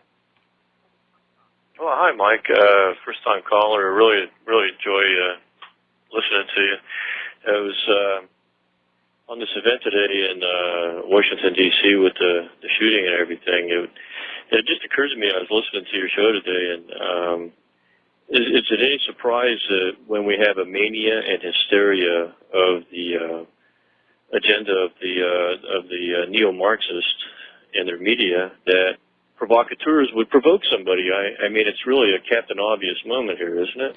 Yeah, it really is. I mean, as more and more information comes out about this shooter, there was a very obvious problem with this individual. Frankly, I think at the point where he threatened a neighbor with a shotgun, at that point they should have moved on in and said, we're revoking your firearms card and you're not allowed to have any weapons.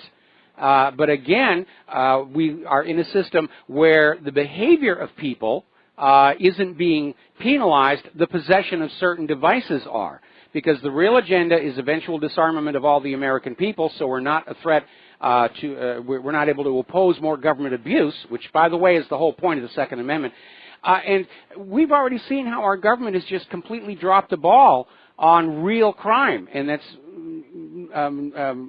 obvious over, especially in the area of computer and computer crime. They're not even trying. They're just out there pushing the system along to make themselves rich and powerful and to be in control, and it is totally out of control, and it is not serving the interests of the ordinary American people. Now, getting on back to this shooter situation, again, looking at what has come on out about this individual, apparently this is a guy who started deteriorating quite some time ago. He used to be in the construction business. He allowed his contracting licenses to expire. Then he got brought up on charges for running his business without the appropriate licenses. And this appears to have been part of that situation of radicalization. But again, looking at what he was writing in his Facebook, it was very obvious that this guy, there was a threat there. And so the question I have is, we have been told that NSA and CIA are reading all of our Facebook posts. They're putting them through language analyzers and everything. Why didn't they pick up on this guy? Because it's very obvious that a potential for violence was there. This is exactly the kind of individual, personality, feeling like life has been very unfair to him. He's got guns. He's got a history of violence. And yes, he is absolutely the sort of person who would get caught up in all of the ultra-left's rhetoric of violence against Trump and Republicans in general and get caught up and think, it's a movement and I want to be part of it. Oh, yeah. Listen, he identified with him, and it's identity politics. And these things can be dangerous. This situation illustrates that. I just want to buttress what you were saying earlier to an earlier gentleman caller. I believe that this guy was for real. I really believe that he is what he appears to be. Mm-hmm. And I think that's incredibly dangerous and indicates to every rational person in this country, whatever their politics are, that when you use provocative language, you will incite and provoke people. And to that, I would admonish the media and the politicians that don't address honesty and integrity as far as this. When people attack, like the beheading woman, these plays indicating Trump needs to be heard, and all these sort of things, I don't. It's borderline seditious behavior. I know there's a free speech component there, Mike, but it borders on sedition. Am I going too far with that? Well, sedition is criticism of the government, and that is protected speech under the First Amendment here. People seem to think the First Amendment means you can say anything you want, anytime you want. That was not actually the intent. It's like the old joke about shouting fire in a crowded movie theater when there really isn't a fire. The First Amendment is out there to protect the truth when it is told out there in the face of people who don't want the truth to come on out. The First Amendment does not exist to protect lies, and the First Amendment certainly does not exist to protect exhortations to violence. And there are, in fact, federal laws that criminalize encouraging violence against politicians and especially against the president, and maybe it's time to start invoking them. And instead of thinking about banning guns, maybe it's time to start thinking about banning liberalism, because they've been pushing this agenda ever since Trump won the election. Well, I just want to say a couple things here. One of them is I want to commend you for your clarity and your cogent way you analyze things with critical thinking and deductive reasoning. I really appreciate listening to that, and I think you do everybody a great service by doing that and unwinding these knots. The other thing that occurred to me, Mike, if I could. Well, I wanted to thank you for the kind words. But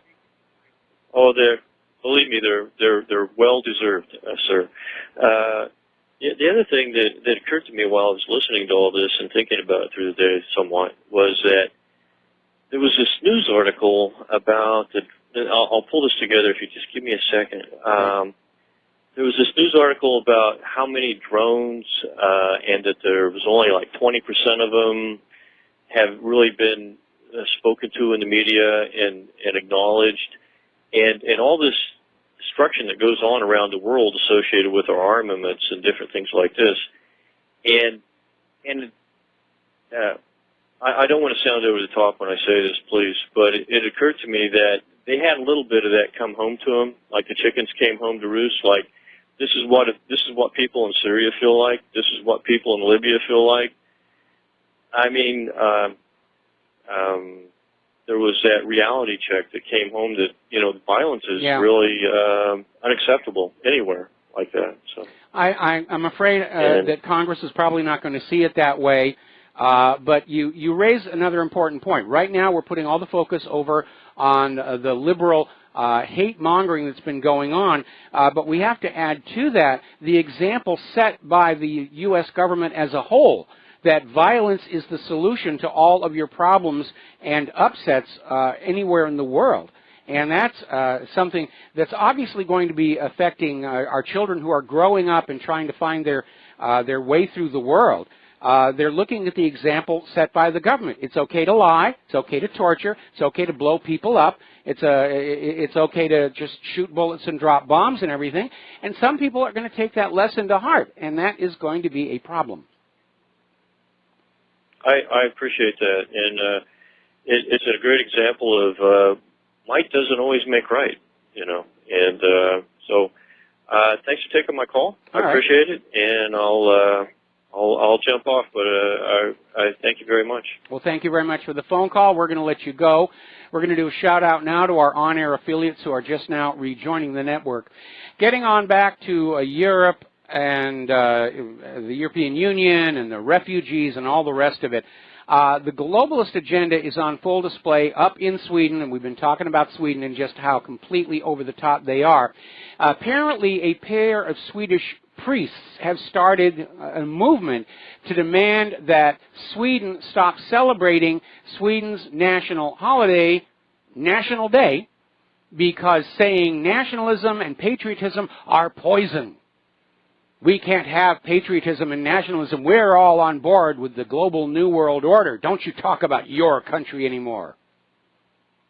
Really is absurd. All right, we're going to take another phone call. Peter in Los Angeles, aloha. Welcome to the show. What's on your mind? Hey, Mike. A lot of your other callers have alluded to this, but there's such in my mind, when you go back and look at like Black Lives Matter, who they're actually hunting police and have been kind of encouraged to do so. There's an encouraging sort of message that you should resist the police and blah, blah, blah. And there's this whole resistance thing against Trump. There's the whole deal when Obama would bring in that murder in Florida where the white kid, was a neighborhood watch guy. Remember that? Trayvon Martin? Yeah, Trayvon Martin. They brought, they brought protesters in to fan up the flames. We have that was actually being run by the State Department. The State Department sent people down there to organize the protest to try and fan that up. Right, federally funded. Yes, and just like the whole thing in Missouri and all that, where they're inciting like violence, and the whole Soros thing, inciting violence, all these riots and stuff that they had after the election, and still have to a small degree, and it just seems to me. Everybody's talked about, the pundits talking about killing Trump as a joke, or not even as a joke, suggesting it outright sometimes. What do they think is going to happen when all this stuff is encouraged? You're going to get those people who are on the edge of flipping on out. And again, I want to find out if this guy was on prescription antidepressants, because it certainly sounded like he's somebody who had some issues going on. And if, in fact, his move to Alexandria, Virginia coincided with a loss of income and he had to stop the antidepressants, it's when you're getting off them that you are most at risk of having some kind of an event that could lead to mass violence. Mike, Alexandria is a really expensive place, and you don't move there without a job. I mean, it's really expensive in Alexandria. It's just, at any rate, I'm not saying this is so, but it really wouldn't even surprise me, honestly, to see that this was ginned up like one of these FBI with the entrapment thing, finding some loony guy. I'm not saying it happened, but that wouldn't even surprise me if it did. Well, we hold out that possibility, but right now, my instincts are telling me that this guy was the real deal. I mean, his history goes back so far with all of these issues, the things that were on his Facebook page, and I think he just got caught up in this fanatical state of mind from the liberals, and all this talk about, it's okay to commit violence against Republicans, and to me, it feels real. There may be evidence that will change my mind down the road, but right now, I think this guy just got caught up in it. He obviously had a lot of personal issues that were going on, and it may turn out that he was actually living in this white van in Alexandria, because one of the comments that was in one of the articles is that he seemed to spend all of his days at the local YMCA, just sitting there with his laptop and doing whatever he was doing, and apparently was very aloof, didn't really want to talk to people, wasn't even dressed in workout clothes. So it just looks like it was just his place to hang out. And that, to me, suggests that he may not have actually had a residence, per se, in Alexandria. When you put this together with, like, all the campus stuff where conservatives aren't allowed to speak, there are riots on the campus, then you have the people like Black Lives Matter, who some of them are hunting down police, who want safe spaces on campus. I mean, it's just, the whole world has gone crazy. Yeah, so. It is. It's just become chaotic. And again, what we're seeing is all these little different factions and all these different individuals with their own personal agendas, some of which are rooted in some outright fantasies. And there's nobody maintaining an overview of what's good for the country as a whole. That's supposed to be Donald Trump's job, but they've got him completely, swamped, with the swamp, as it were, with all of these legal actions, and they're just trying to carry out lawfare against him. They're still trying to find some way that they can justify removing him from power before he gets his act together and has an opportunity to start unraveling that narcocracy.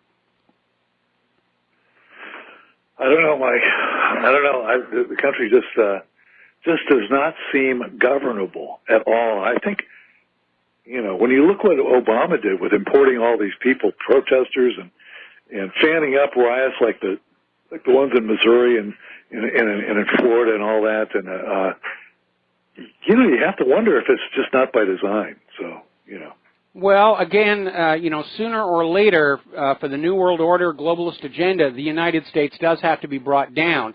I always presumed that it was likely going to be the last one to fall because the New World Order needs America's military might, certainly to go up against Russia and China. But again, going back to the parallels between the United States and ancient Rome, we're clearly in the bread and circuses phase of the decline of our society.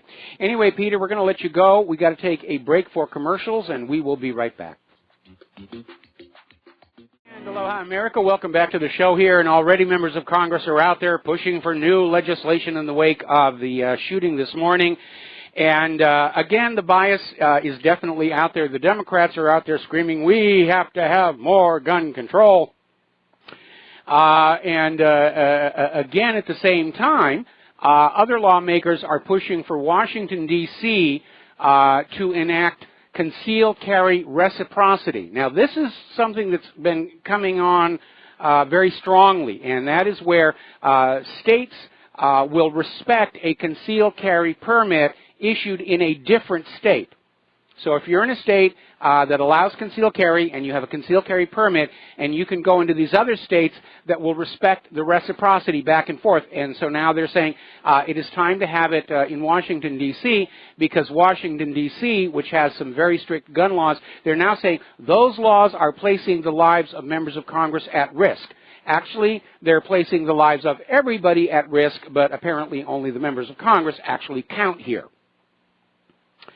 Over in Baltimore, another city with strict gun control, the violence has become so bad, police are being forced to work 12-hour shifts, and that is very intense.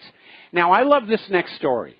Little light moment in the midst of all this darkness. Over in Kansas, there was a man who robbed a bank last September, and he left a trail of clues and evidence, and when he was arrested, he told police that he wanted to be arrested and he wanted to be sentenced to jail to get away from his wife. And the judge sentenced him to home confinement. Oh, my goodness. Heck hath no fury than a woman scorned, as it were. Now, down in Flint, Michigan, as you know, the fallout from the water crisis continues.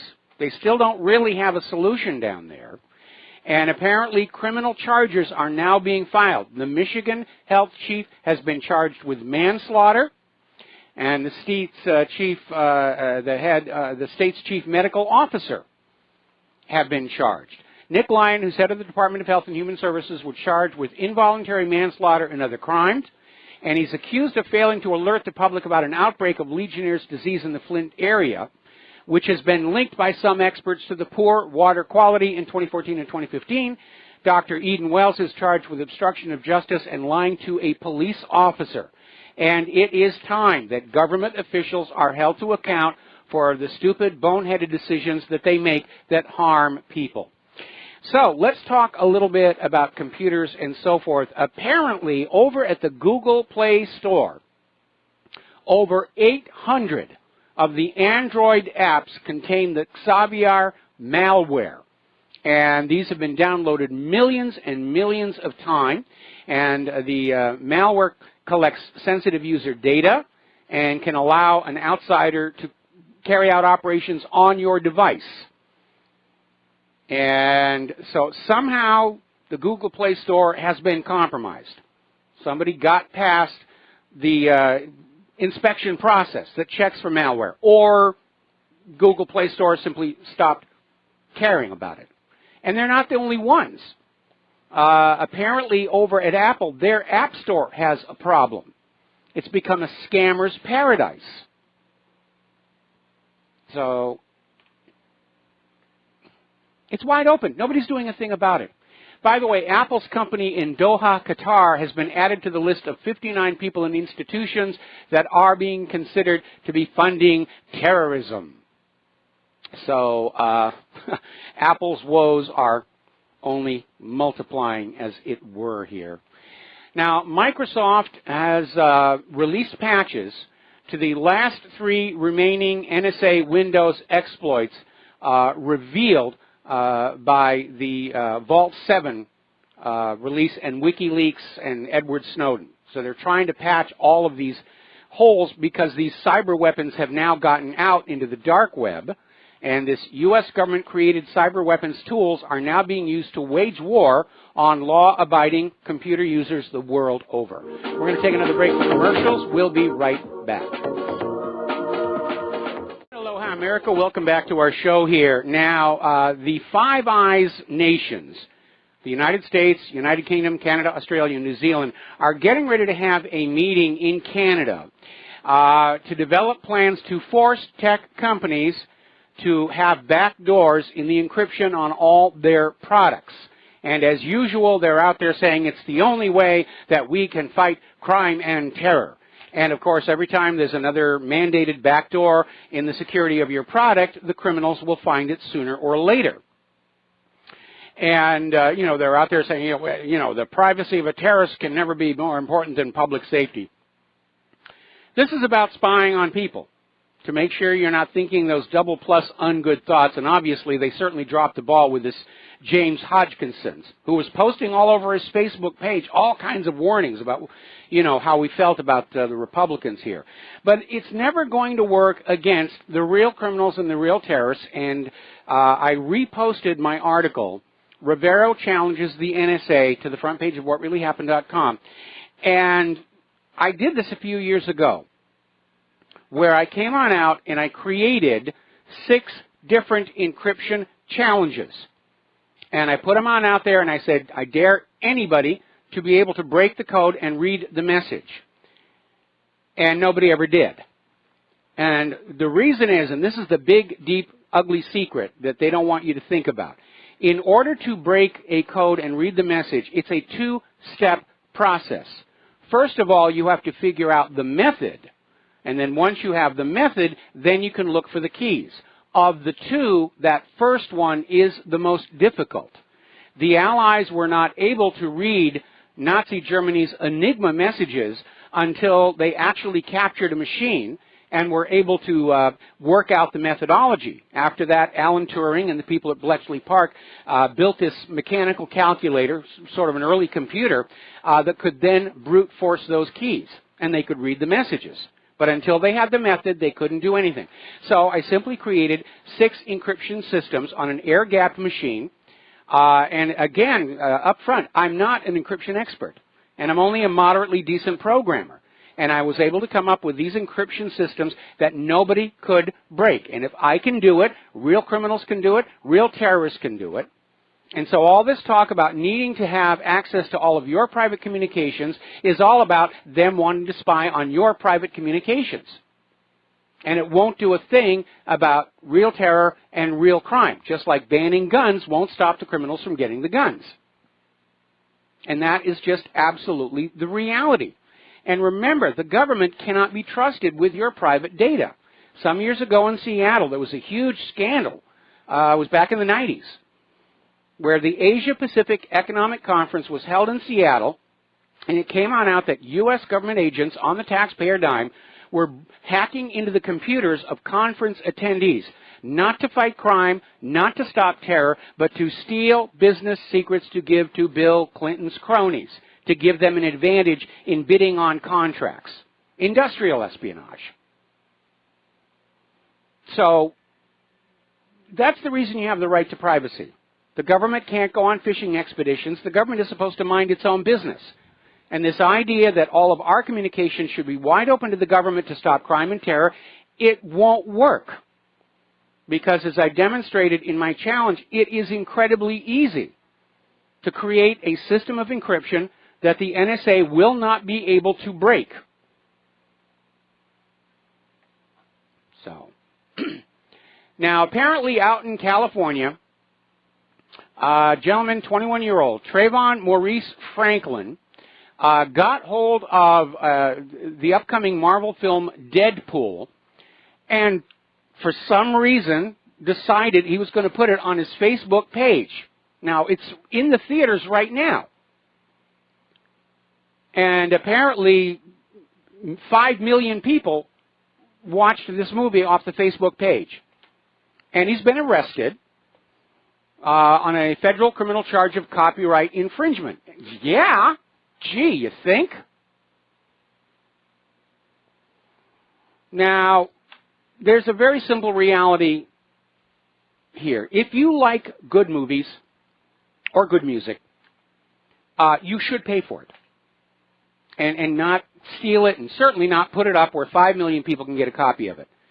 Because that's 5 million people who will not be buying a ticket or a Blu-ray disc. And if the people who produce the movies that you like or the music that you like are not able to basically earn the money from their product, they're not going to make any more product. And already there is a dearth of new product afflicting the cable industry. Now, they like to blame online piracy, and in this case, they're absolutely right. But movies are a business. Music is a business. And you shouldn't be stealing movies and music any more than you should go into a bakery and steal a donut.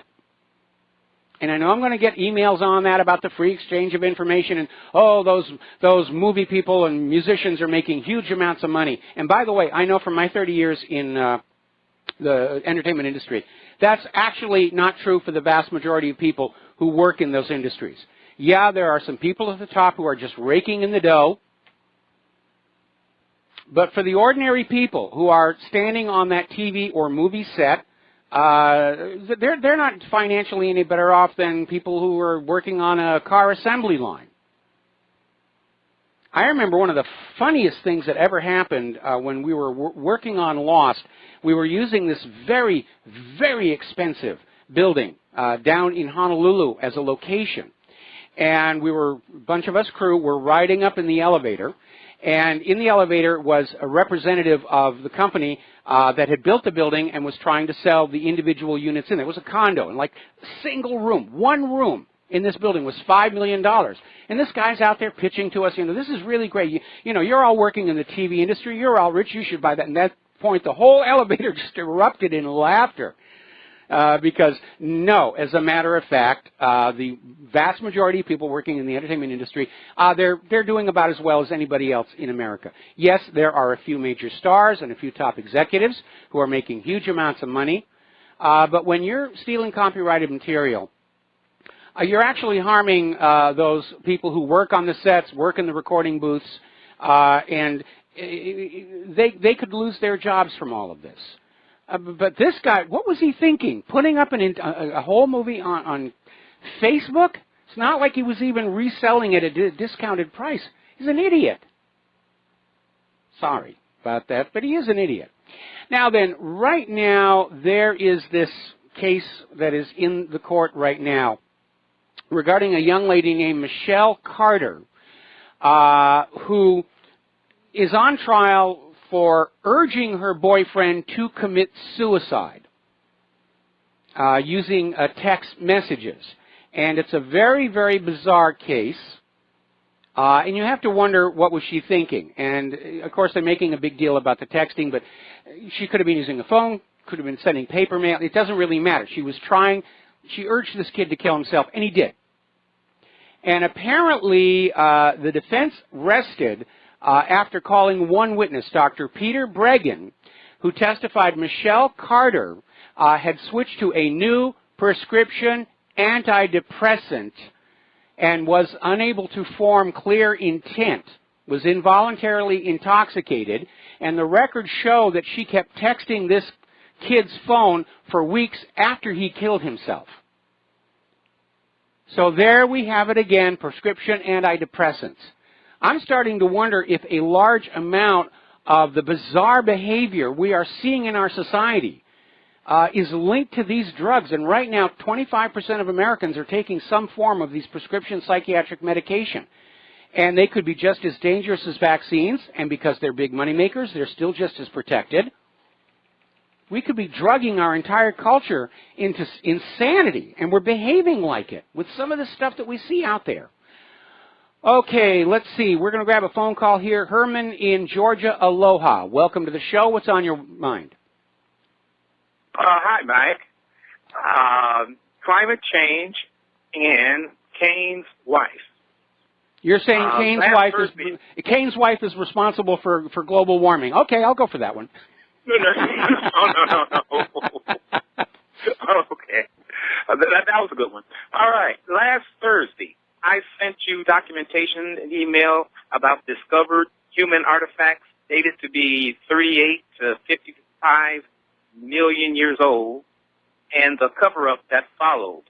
This was I did see that, and the science behind it didn't seem very solid. I mean, right now, the earliest known human fossils are 300,000 years old. Yes, but this find was at Table Mountain in California, and there was cover-up. However... Now, wait a minute.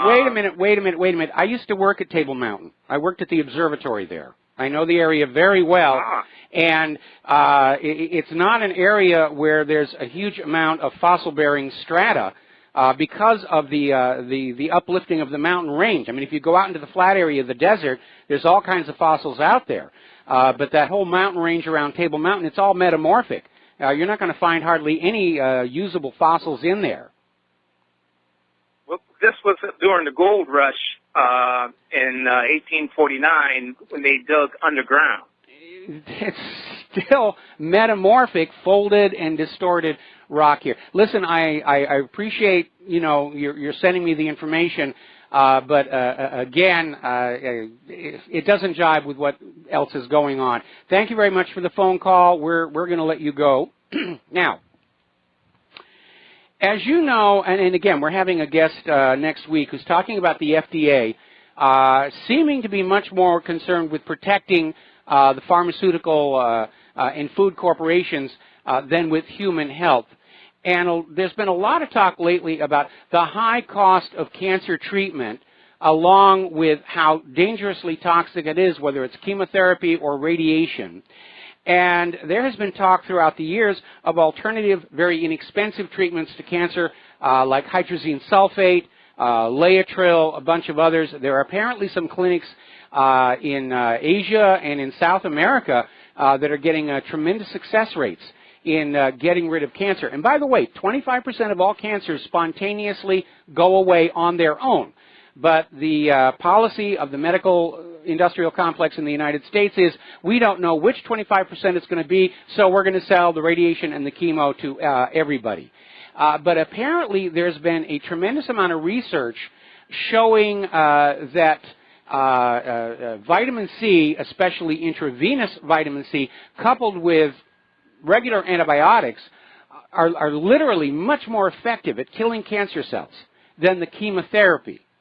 But the chemotherapy is highly profitable. Nobody wants an inexpensive cure. In fact, nobody wants a cure at all. Look at how many of these charities you see advertising on TV. We're after a cure for this disease. We're after a cure for that disease. And when you get to be my age, you realize you've been hearing those commercials all your life. We're seeking a cure for this. And here we are half a century later, and they're still collecting money to seek the cure. They're not seeking a cure. They're seeking more treatments because treatments are much more profitable. If I am a doctor and you come into my office and you have a case of the creeping blorch and I cure you of it, you pay your bill and you go away, and that's it. I never see you again. If you come into my office with the creeping blorch and I treat your symptoms, you pay me, you go away, you come back next month to get another prescription, treating the symptoms, you go away, you come back the next month, and month after month you are there writing more checks or your insurance company is paying it. It's like planned obsolescence on things like light bulbs and razor blades. A cure is a bad business model, just like products that do not wear out are a bad business model in the American culture. Meanwhile, Jeff Sessions is still out there asking Congress to undo the medical marijuana protections. A lot of states now allow you to have marijuana for medical purposes, and it has been demonstrated it's actually a very good medicine for a lot of ailments. I have a good friend of mine who is treating his glaucoma with marijuana, which is a lot less expensive than the more conventional pharmaceutical medication. But obviously there are vested financial interests who want marijuana to go away. Certainly big alcohol wants it to go away. Big tobacco wants it to go away. The CIA's drug runners want it to go away. And obviously the pharmaceutical industries want it to go away, at least in terms of you being able to grow it and administer it to yourself, because right now the pharmaceutical industries are trying to modify marijuana into a patentable form that they can then sell to you, much as they took the valerian root, which is a natural tranquilizer, changed its molecules a little bit, called it Valium, patented it, and it's now the most abused tranquilizer in America. It's all about the money. It's not about what is making you healthy or what is going to cure you. It's about exploiting your fear of illness and death to basically get your wealth from you. And Sessions is going along with that.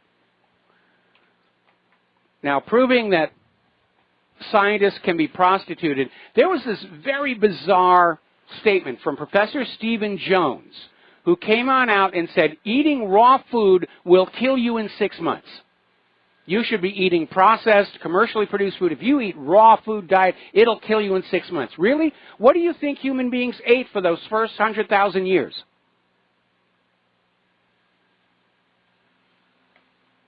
It's absurd. Now, he's out there trying to say that because of the way we're raised, we no longer have the necessary enzymes to eat raw food. Well, actually, it all depends on how much you've been eating all along. Your body's digestive system adapts to what your diet is. And if you start eating more and more raw food, those enzymes will come back. It's not a permanent situation. But he's out there pushing corporate food. They want you dependent on the corporations because dependency is slavery. Finally, if you are somebody who's concerned about their appearance, you need to be careful of the Tatty Skincare 5-in-1 Skincare Set. It is marketed as 100% free of harmful chemicals and states right on the package it has no mercury whatsoever. It has now been discovered to have mercury that exceeds the acceptable limits of exposure by 20,000 times. And it can pose a serious risk. The treatment cream contains prohibited ingredients like tretinoin and hydroquinone. Just whatever it is. Put it in the package. We can sell it on the market. All these government agencies that are supposed to be looking out for your health and welfare, they are looking the other way. And that right there is fascism. Fascism is when government authority and corporate interests are aligned together against the general population. We'll be right back. Aloha, America. Welcome back to the show. Last segment of our program today here, and we're going to take a phone call from Wes in Idaho. Aloha, Wes. Welcome to the show. What's on your mind? Why, well, thank you, Michael. You were talking about raw food. I'm here to say I've been eating raw meat, raw fish, raw poultry, raw liver, all kinds of things for years now. I tried to tell you about Viljamer Stephenson about 6 months ago, and you hung up on me right away. You write that name down. Viljamer Stephenson on Wikipedia. He was a Harvard PhD. He's on the front of a 22-cent postage stamp. He is called the Arctic Explorer. Back in 1910, he went up and lived and ate and hunted with the Eskimos for a couple of years and came back and they said, oh my, you gotta be sick. No vegetables, no fruits. You gotta have scurvy. You gotta have plugged arteries from all that saturated fat. They tested him. They found him perfectly good health. They were so concerned and interested about it in 1928, they put him on an observed diet at New York Hospital for 1 year. And it was carefully observed. In fact, there was a doctor that later became very famous. At the end of 1 year, they said, he is in fine health. The only thing abnormal about him is his feces are small and hard, and they don't smell bad. I called up a pharmacist. Yeah. Are you still there? Yeah, I'm still. I was responding to what you were saying. Hey, I called up a pharmacist, Ben Fuchs. He has a show on the radio. I said, "Are your feces supposed to smell bad, Ben?" And then he said no, calmly. He didn't, laugh. But I can even go. Okay, we're almost out of time here. I want to respond to what you said.